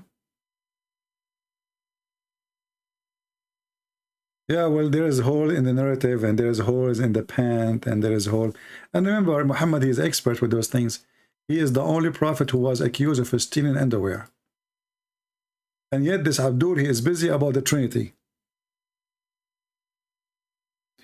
How in the world you are a prophet and you have your companions, and those companions accuse their prophet of stealing? Imagine, God forbid, God forgive me for saying that one of the disciples of Jesus accused Jesus that he stole a piece of clothing. What kind of disciple they are? You see what kind of, you know, the person in the Middle East, we say, tell me who is your friend, I will tell you who you are. As simple as that. So like when you see a person walking the street, and he is walking with a bunch of guys. If you do not know him, you know his guys, the friends with him, then you can judge right away. Because if he's not like them, he will not walk with them. So if there are people who do drugs or, you know, they do crimes or theft or whatever, then he is the same. If there are people of education, you know, nice people, etc., then he will be the same. Tell me who is your friends, I will tell you who are. So those are the more close people to Muhammad, accusing the Prophet that he is a thief. And look at the false translation. No prophet could ever be false his trust in any person. This is really what the verse is saying. Let us change the translator. This is Yusuf Ali. Let us see Hilali and Khan. Trust? What trust? what those people are talking about. It's not for any prophet to take illegally part of the booty. You see, guys, in the other translation, it's not for a prophet to trust. What to trust? Here, it's not for any prophet to take illegally the part of the booty, which means even what they are fighting over, it's a theft. The booty is a theft. They attack travelers in the street. They take off their clothes. They take off their panties. They take off their underwear. Even Muhammad, he take the sandals of the guy after he killed him. And now after they killed the guy, or the guys, they are fighting over the booty. And one of the Muslims, he saw a red underwear is missing. So he said, properly, the Prophet, he took it because obviously he have a habit. And the proof actually that the Prophet, he did, right? Yeah, Judas, but Judas did not accuse Jesus of a theft. Right? Even Judas is the bad one, supposedly. Judas himself, he killed himself. He was trying to redeem, let us say. So we cannot compare this. So here, the Prophet, he took the underwear, and now he made a verse saying, it is not me. Who is saying that? Allah. But look what happened. If Allah is the one who is making this verse, shouldn't Allah say who took it? Remember, Allah is the one who knows the unseen. So it doesn't make sense. You tell them it's not Muhammad who did it, but you cannot tell them who did it. It's going to be really good if Allah is God.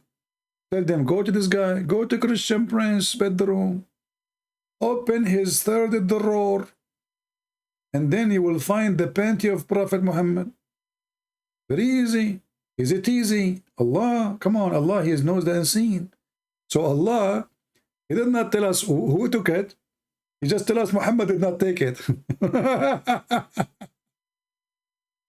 Which means He's confirming that Muhammad is the one who took it.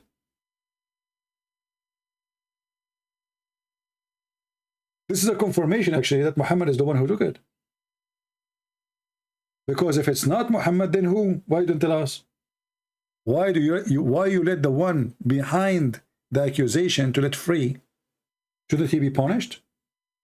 A person who is in the group of the Prophet accusing the Prophet, this person should be punished. Or he is causing the accusation.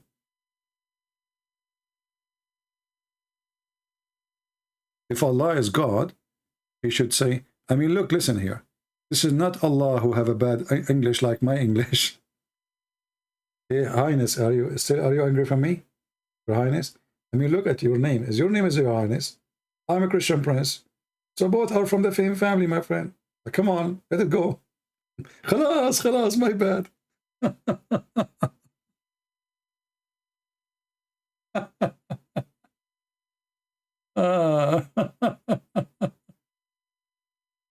Yeah, I look at the God Logic, but his channel is not, the live broadcast is not working. So maybe it's better to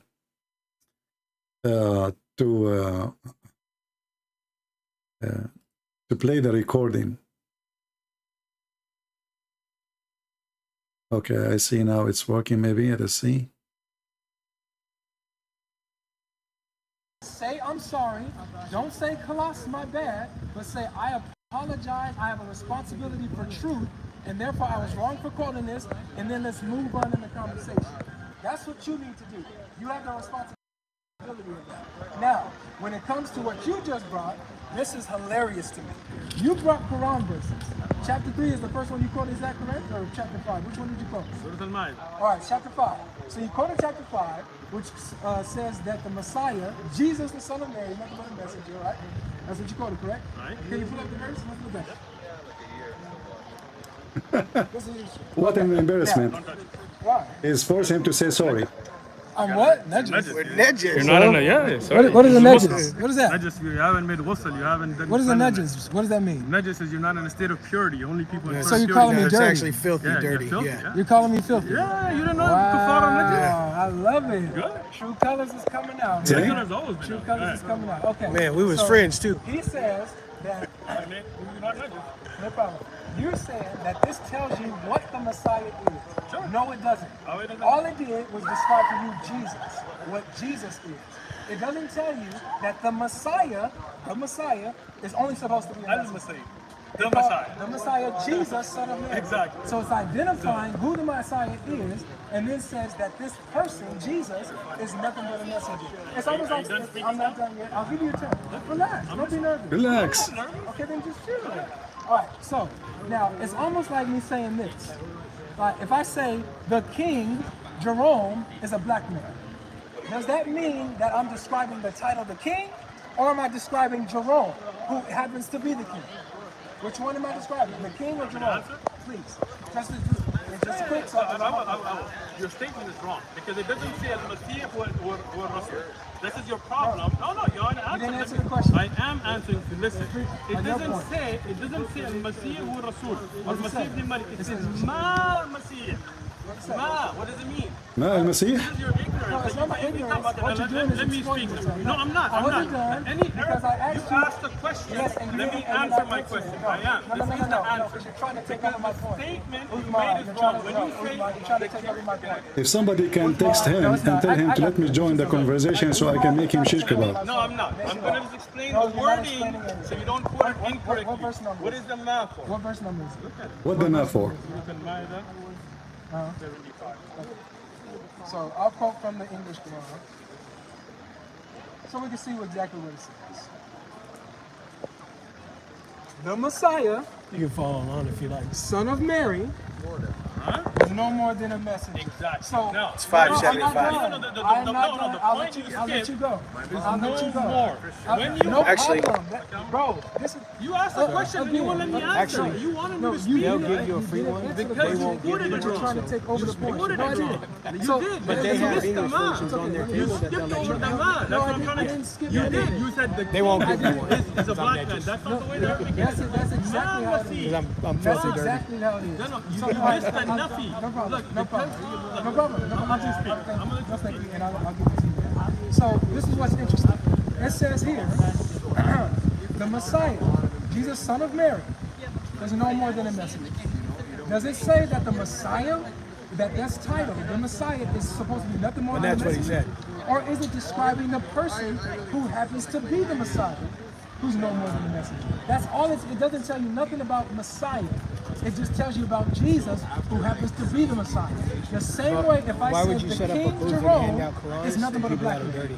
If I'm not describing the title of the king, Yeah, no, I I'm know, it's describing filthy. the person Jerome who happens to be the king. Go ahead. Just ask him, okay, show us where there is many Messiah. As before, let us solve it. The coward, he went and he looked all over. He could not find any reference except a notebook, which is not even saying that. Right. No. Truth be told, Like the one he has in his the whole hand. thing you're trying to do about Al-Masih is to take Jesus to a level other than being a messenger, right? And the fact of the matter is, this verse destroyed your whole argument. Because it does not say Al-Masih is a Rasul. It says Mal-Masih.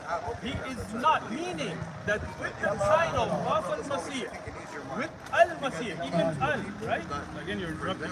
You stupid idiot, this is all over. Al-Masih, it means there's only one Messiah. Chapter 4, verse 157. Chapter 4, 171. Chapter 4, verse 172. Chapter 5, verse 117. Chapter 17, verse 17. Chapter 5, 72. You see the liar? So now he's saying the word ma. The ma is just to give you that there's no exception except he is a messenger. But still he is the only Messiah. You see the coward? You see the fabricator? You see the liars? With the title, I did not interrupt. Sorry, guys. Even with the title of Al-Masih, Does he really? Yeah, that's what it said. They're sending me messages right now. They're saying CP wants to join the call. this is the thing you're missing. It's going to be on the When sky. you have CP ma wants to and talk. you're not even listening. Look at this. Like, see, you don't want to know the wants to truth. join If the you are, you'll be listening to what I'm saying. They told you Christian Prince is here. All right. You think I was Hey, speaking? type.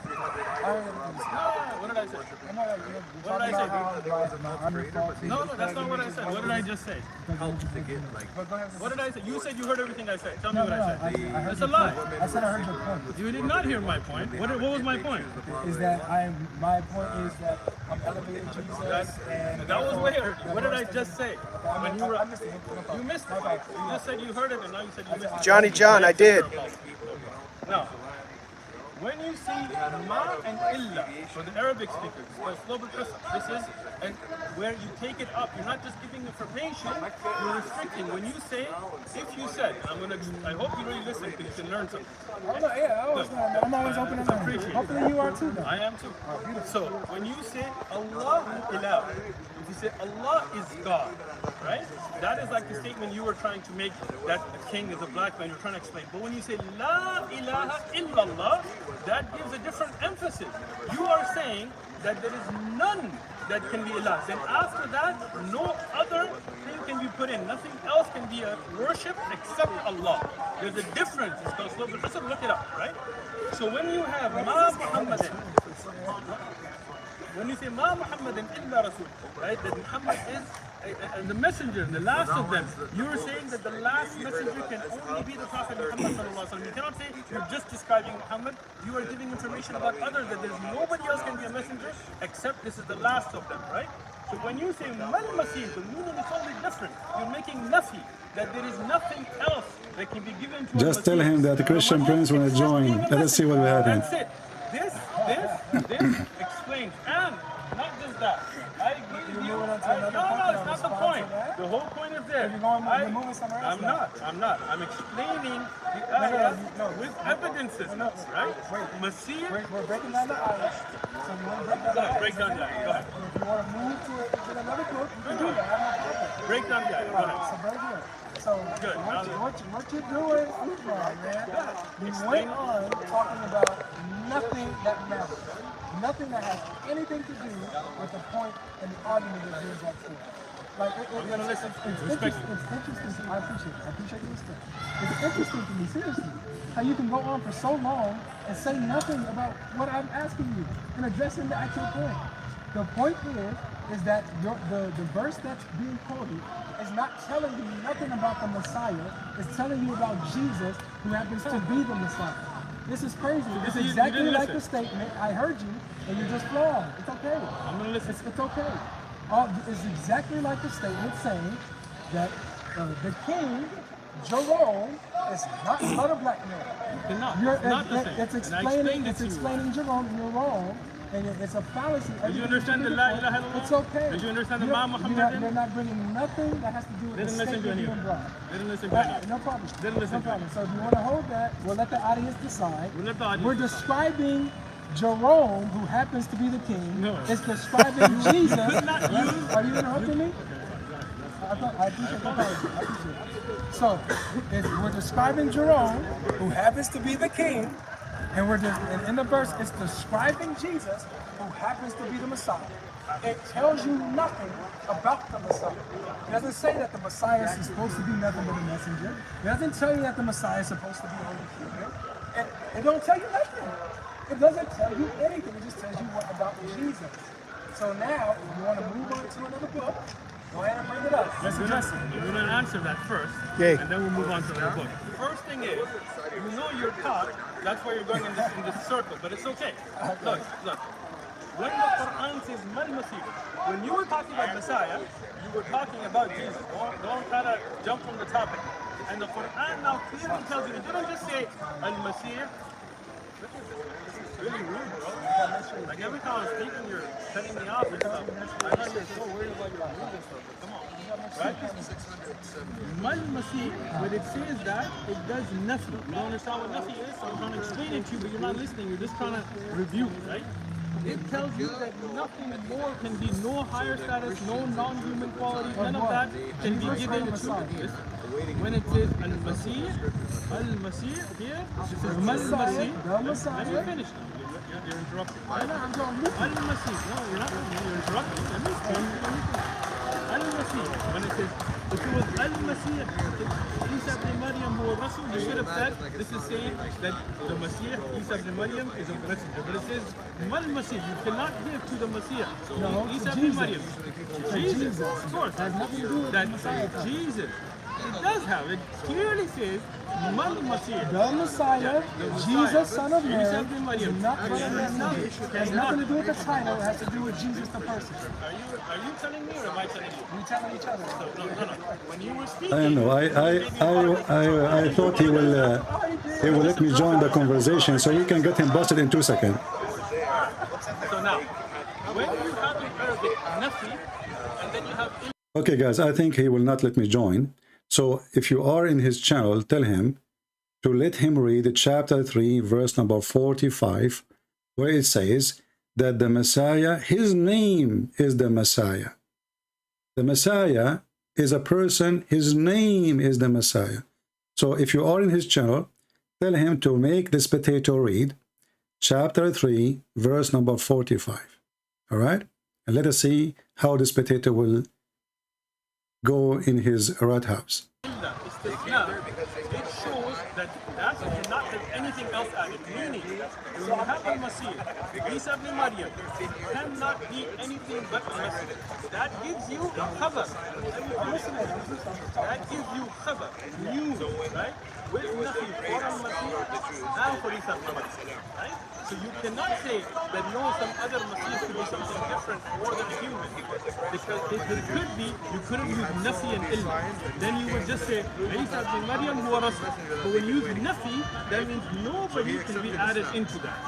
Nobody can be called al-Masih except, right? That is the point. It explains. Nobody can be called al-Masih except who is not a messenger. Oh, stop it. That's the Quran. Man Masih, Isa ibn Maryam illa Rasul. So when you have Nafi here, that means that. And I explained this to you, but you're not listening. When you say La ilaha illallah, Allah could have said Allah wal ilah. Allah, let me finish. It does. You're not understanding the linguistics, and that's why you're not getting the point, or you don't want to get the point. But that's fine. It's okay. You're educated. Johnny John, no. You're educated. So when you see Mal Masih, this is like saying La ilaha illallah. So now, when you say La ilaha illallah, and you say, well, what about another ilah that could be something different? It cannot be. The ilah can only be Allah. So Al-Masih can only be Rasul. It cannot be more or less. That it's is going to be a Rasul. criminal reading. That is not a criminal reading. That is according to the criminal reading. Just tell me what's Just like the footnote was a criminal reading. What's Slab al-Hasan? Criminal reading. Okay. Show me a tafsir or a hadith or an evidence that says different. That says what? That says that no, this does not mean that Masih is a Rasul. I never. That's not my point. Now, let me give you how so criminal you're reading Ahmed, it. what you're doing is that you're demonstrating that you don't understand the argument. I do understand the argument. Yeah, what you're doing is you have a script that you Just one step. There you go. And that's why you can't go off the script. When you say Al-Masih, Is this then again, like I hate to. When I hate Al-Masih who? Al-Masih Isa ibn Maryam. Thank you. Huwa So Rasul. who's it talking about? If you were saying this would be for Jesus, when you Ah, had man nobody- before okay, it. very good. See, this is what you're missing. The man. This is nothing. Then nothing else. Right? Illa Rasul. Then you have to say that this means the explanation of Al-Masih and of Isa ibn Maryam. That he's a messenger. This is Ibn Abi Shaykh. I'm sorry. The son of. This is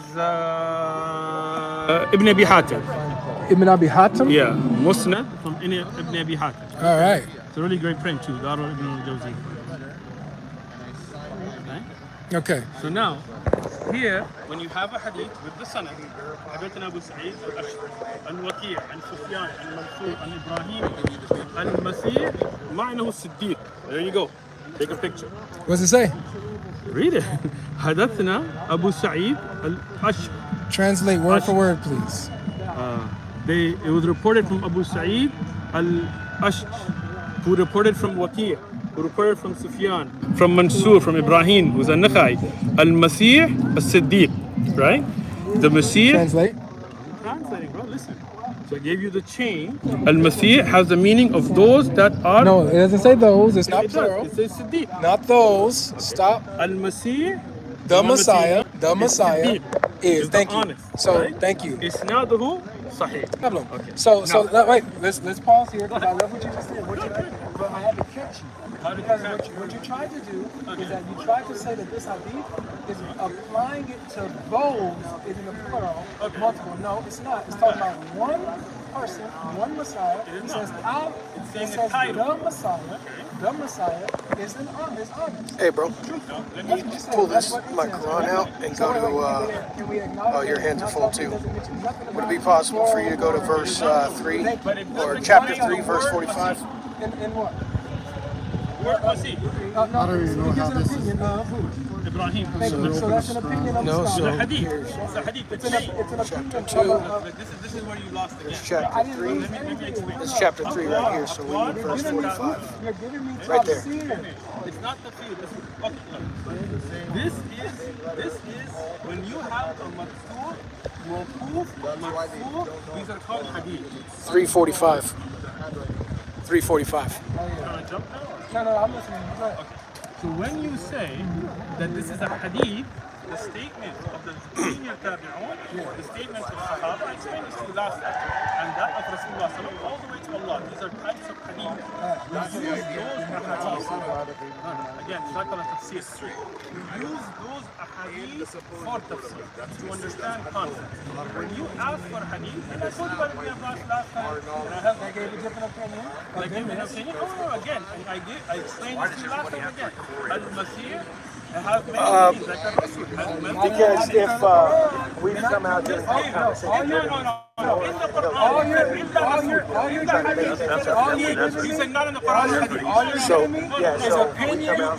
After opinion. So wait. What am I supposed to do?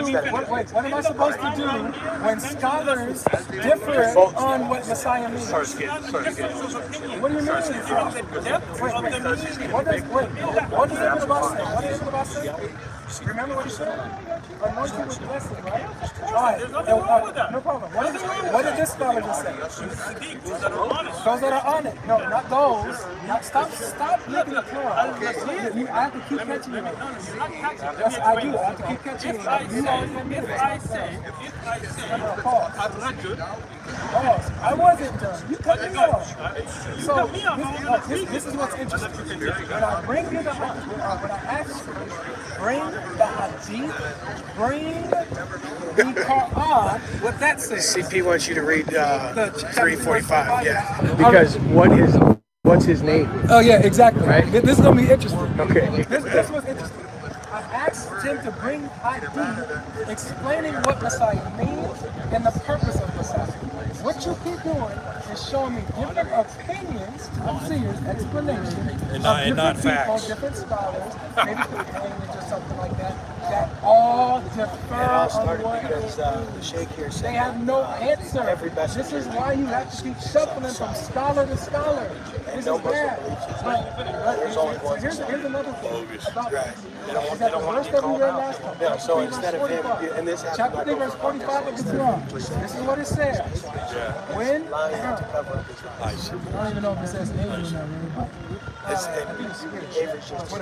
When the angels said, "O Mary, indeed, Allah gives you good tidings of a word from Him, whose name will be the Messiah."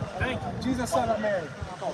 You can't find nobody. His name will be. No.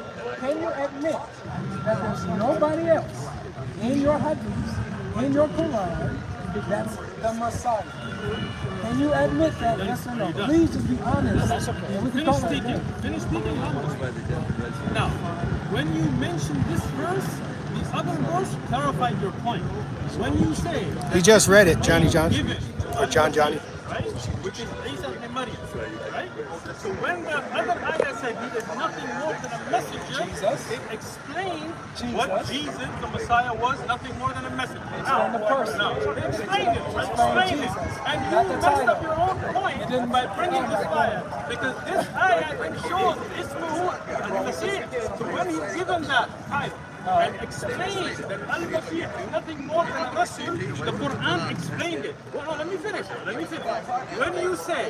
you say Al-Mustafa, Al-Nabi, Al-Rasul, when you say this, Al-Rasul, right? When you say the message, right? And you said Al-Rasul is the one that Risala is given to. Then you say that everybody who's a Rasul is given a Risala. You don't say, oh, it says Al, so it's only about the Prophet Muhammad sallallahu alaihi wasallam. No, that's not the way language works. Show me somebody else who's called the Messiah. Let me finish. Look, you spoke, I listened. I asked a direct question. I asked a direct question. Listen. Is anybody else in the Quran or the Hadith called the Messiah? Yes or no? Let me finish and I'll answer your question. I got you. Here's the mic. Yes or no? I take it. We'll drop it in a minute. Now, when you ask that question, I have shown you from the Quran first the meaning. No, you did. I did. And I'm not going to go back over it because everybody's seen it. Yes. Now, when the Hadith and the Sahaba, and this is Hadith, this is when you're saying the Quran Hadith, I'm showing you Hadith, you don't understand what a Hadith is. I've explained it 3 times, I'll explain it again. Both narrations, Marfu. It's a yes or no. Let me finish. No, but you're never going to get to it. I will. You're in a court. Because you brought something and you stand guilty and accused. You're not a judge. You're not a court. God is the judge. God is the judge. Let God judge me. Let God moderate our judgment. You are not my accuser. Yes or no? You are not my judge. Yes or no? In the Quran, in the Hadith, when you find the meaning of a word, and there are multiple meanings, that's different. I mean, come on, how stupid you are, how fake you are. His name is the Messiah. Everybody is dying and laugh at you. That means there's only one person identified by the word Messiah. He's named even before his birth. You are a liar, you are a fraud, and not even a single Muslim agree with you. And when you are the one saying, show me a hadith, show me a tafsir, we asked you for the same. Show me, we showed you the Quran saying the Messiah is his name, and you coward is still saying there's many Messiah. How many Muslims will love to laugh at you? I did not even go there. I did not even share in the conversation. Just one verse, we got you busted. Anyway, guys, I'm going to be done for today. As you see, this religion is stupid, and obviously they will not call me, you know.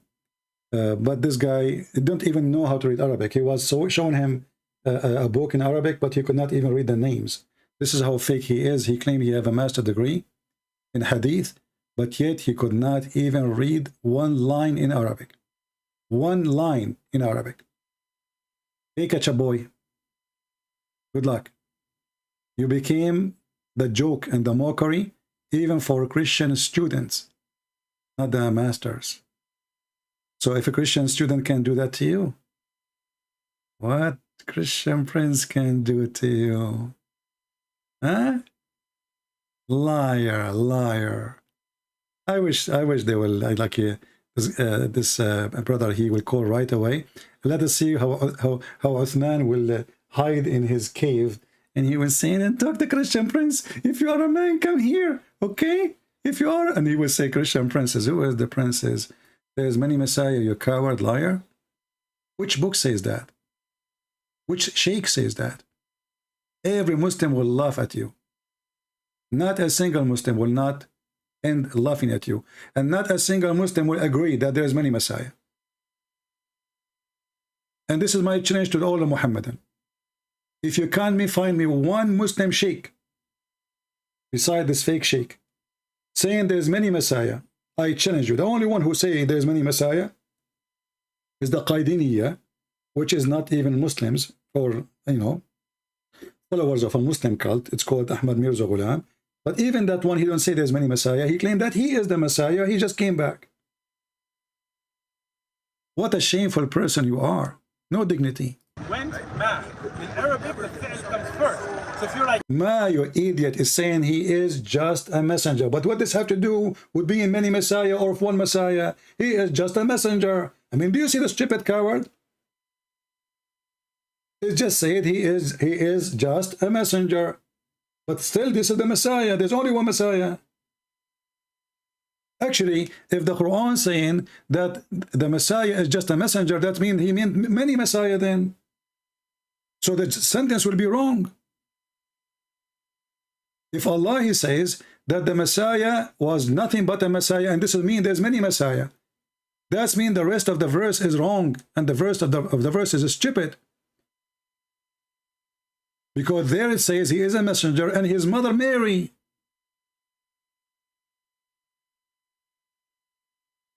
I mean, do you see the stupidity?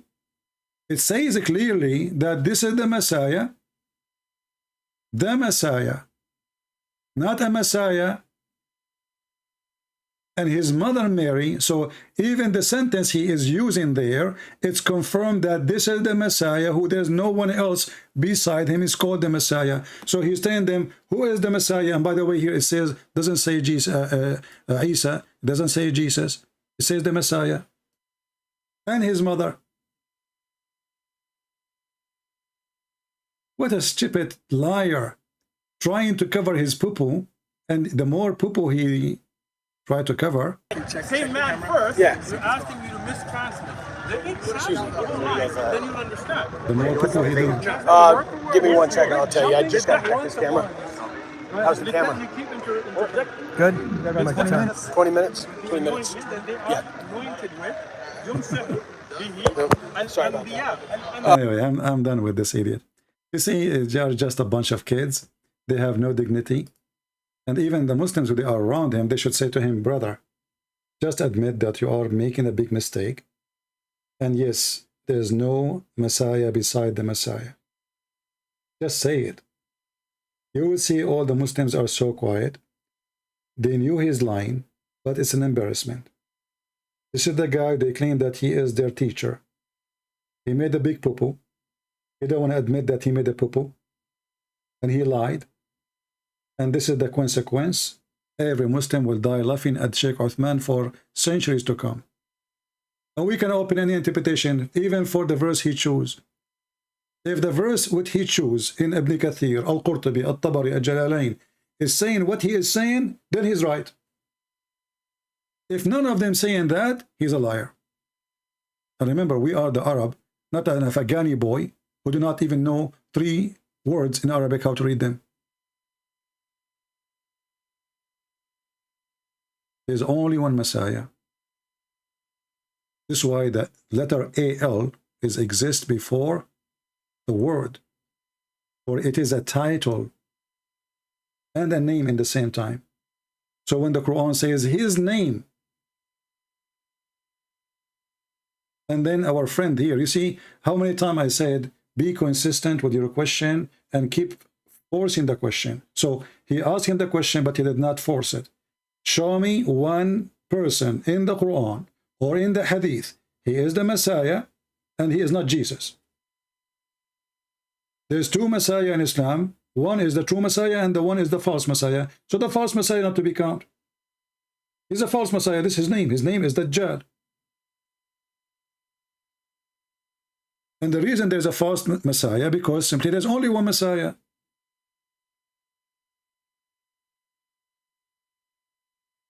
And all Muslims, they knew that. It's a shame. It's a shame that this guy, where is the Muslims? Where is the Muslim sheikhs? Why nobody rebuke this guy, tell him you are misleading our children? It's just because he didn't want to admit that he was doing a fraud, lying to his people. He now is misleading the Muslims. I make a request for all Muslim teachers. Be against me as much as you want. I want you to fix the teaching of Islam. This guy is creating a new sect. A sect believe there's many Messiah, and not only that, he claimed that Muhammad himself is a Messiah.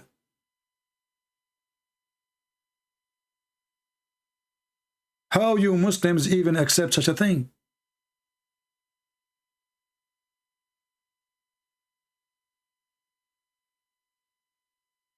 This guy, he made Islam a mockery for everybody. We are laughing. Because if a sheikh, he lie, even against his own religion, he's now not lying against us, he's lying against Islam. If your prophet did not say that, and he said the opposite, there's only one Messiah. When your prophet, he says, the Messiah almost coming down. If there's many Messiah, then people will think it's Abraham. They will think maybe it is anyone. It's a Messiah. The second you say Messiah in Islam, it's me. There's only one Messiah. I want every Muslim to take this video and tell your sheikhs, this sheikh is teaching that there is many Messiah and Muhammad is a Messiah. And now all the Christians are laughing at him. And they are using that to laugh at Muhammad and the Quran. Because if a sheikh, he is claiming to have a master degree in the hadith, and he is a sheikh in a mosque, and he is be supported by Muslims, and he is teaching them that there is many Messiah, that means Islam is screwed for real. This is a new sect. This is a new religion. Never happened before. Never heard all my life a single Muslim sheikh saying there's many Messiah. And this is why when they ask him, can you show me one reference, one hadith? The coward, he went to notebook printed 1998. The note is printed it's written 1998. And he claimed that this is from Umar ibn Khattab. How a person who have a master degree in hadith, he did not notice that this is a language not spoken at that time. He did not notice it says, my dear reader. Umar ibn Khattab, he said, my dear reader.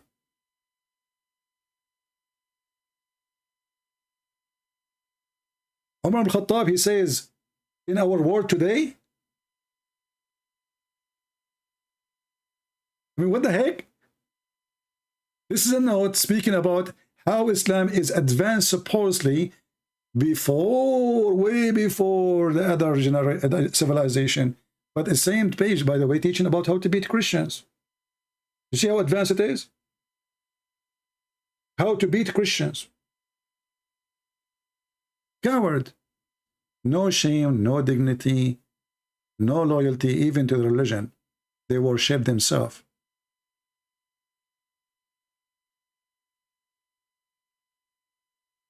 Anyway. I think his broadcast now, streaming is not working good. I don't know if it's gone or not. It doesn't matter really. I'm done with this stupid. But you see, we are glad, you know, those are priceless for us, by the way, because they confirm one thing to the Christians. You remember when I said to you that the Russian now in the war, they make a video, and the video they claim something, and they claim that they are Ukrainian posting this video, and then they make another video showing the original video proving that this was a fraud, like copying a video about war happened 10 years ago, and Ukrainian claim that this is a video yesterday. But the fact that the one who posted the first video claiming to be Ukrainian, he is not a Ukrainian. And then he is the same person who will post the original one to prove that this is a fraud, so he can damage the reputation of the Ukrainian. Well, this idiot, he is doing the same, but he is damaging his own reputation and damaging the reputation of the Muslims. He claimed that Umar ibn Khattab, he said something, and then we check it out, we find it's a fraud. This was a notebook. Somebody added to the book, 1998, a comment. This is from now. Have nothing to do with the hadith, and it's not even a hadith. And then when we ask him, can you show us the reference? One reference, he failed. That there is many Messiah. And now he is trying to say, Mal Masih. Okay, Ma is a letter or a tool. Mean he is nothing but exception. Exception. That he is nothing about him except he is a messenger, but still he is the Messiah. If there is many Messiah, and the word ma will change the meaning that there's many Messiah, that means the verse is stupid, because there's many Messiah. Then how we know which Messiah is talking about? They take advantage if you don't speak Arabic, but people will learn and people will love. Did we have a good time? And again, by the way, we are not going in the other channel. Soon we'll go there again, but we will still doing live podcast here. So tell your friends, please, that we are going to be live here for some time, so people, they join us. Until now, most of the Christians who follow my videos didn't know how to find me, even though we post every time videos saying Patreon/Christian Prince. So if a Christian Prince channel was gone, or he changed the channel, all what you need to do, you go to patreon.com/Christian Prince. You do not need to donate. You do not need even to make a login name. You do not need to do anything. Just type patreon.com/Christian Prince. You will see my video. Click at the last video I posted. You will find me. That means this is where I am now. Very simple. Why people have hard time when we are having the address in the front of you? Isn't it this is an address? Did you ask yourself why this address is there? It is there for a reason. So my friend, his name is the Messiah, and the Messiah is our Lord, and he is holy. His name is holy. His act is holy. His word is holy, and he is God on earth who came to us, the walking, talking, living word of God. And then he said, you are from below, I am from above. And because he is from above, he went back to above. Dust to dust, my friend. This is who we are. He go where he belong. He is from above. And then the Muslim, they say to you, where Jesus says, I am God, worship me. Well, he said, I am from above. What does that mean? And you are from below. So he is not from our kind. He is not one of us. He is our Lord. In the same time, yesterday, a Muslim, he tried to play games. He said, can you explain to me why Jesus said that the earth and the heaven will be demolished, will be gone, will pass away, but my word will not? This is a sentence proof that Jesus is God again, because everything will go except his words. How that can be unless he is God? How you can preserve a word if everything is finished, if everything is gone? For the word of God is God himself. So how you can demolish the word of God when God, our God, is the living God, eternal God? So our Lord the Messiah, he has given them hard time. They're trying to replace him with the cult leader Muhammad, a person who was busy going after children, having sex with the children, killing, stealing, even being accused that he took underwears. He'd been accused by his followers to be a thief. He himself, he flirted with his own son wife. The zero ethic prophet, and the zero ethic prophet. How in the world even this can be a prophet when all his prophecies become false? And next time we go live on air, I challenge every Muslim to call me live and to show me one prophecy. You see, there's tons of Muslim videos showing you how many prophecies Muhammad he said. As an example, he says you will conquer the Byzantinian, you will conquer Constantinople, but Muhammad was saying that to the Arab in front of him. And the proof of that, he said stay away from the Turk as long as they don't fight you. And he claimed that the Turkish are Gog and Magog people. But the fact what happened, Muhammad himself, he went to attack Constantinople. After he said that, and he failed. He failed in Tabuk. He came back, shish kebab, hummus. He could not do it. So Muhammad, he made a false promise. And then when the Turk, they conquered Constantinople, the Muslim, they claim this was his prophecy.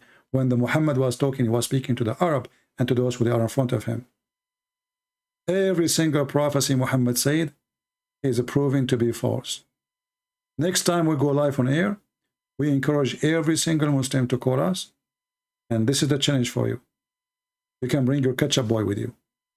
Show me one prophecy come to be true.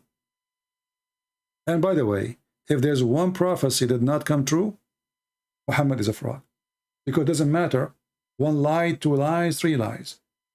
Prophet is a prophet always, not part-time prophet. One lie is enough to prove Muhammad is a fraud. Just one. And we have millions of them. So thank you guys for being here. I hope we have a good time together. The video became so long, but you can cut it pieces as you wish. And remember, I don't keep my videos for long, so I will delete them every few days. So download, share, and do what you need to do. Thank you. God bless you.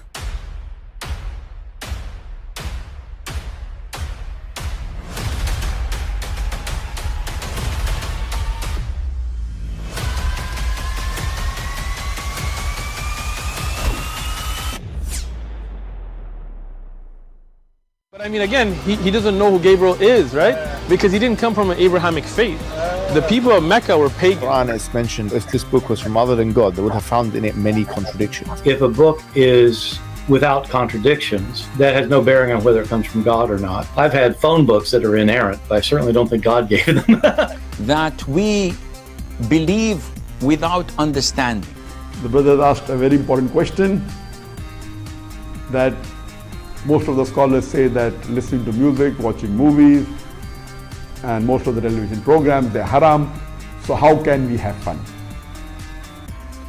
Let me tell you, brother, at the outset that having fun is permitted in Islam as long as the fun is halal fun. That the standard narrative has holes in it. The Prophet tells us because Satan or the devil sleeps over our nostrils. Those who oversleep and not pray Fajr on time, Satan urinates in their ears. I really do think Jesus was crucified and that he really was dead and buried. He thought that he was a son of God in the sense that he was specially chosen by God. I think Jesus really did think he was going to be the Messiah, the future king of Israel. I mean, that is, after all, why they crucified him.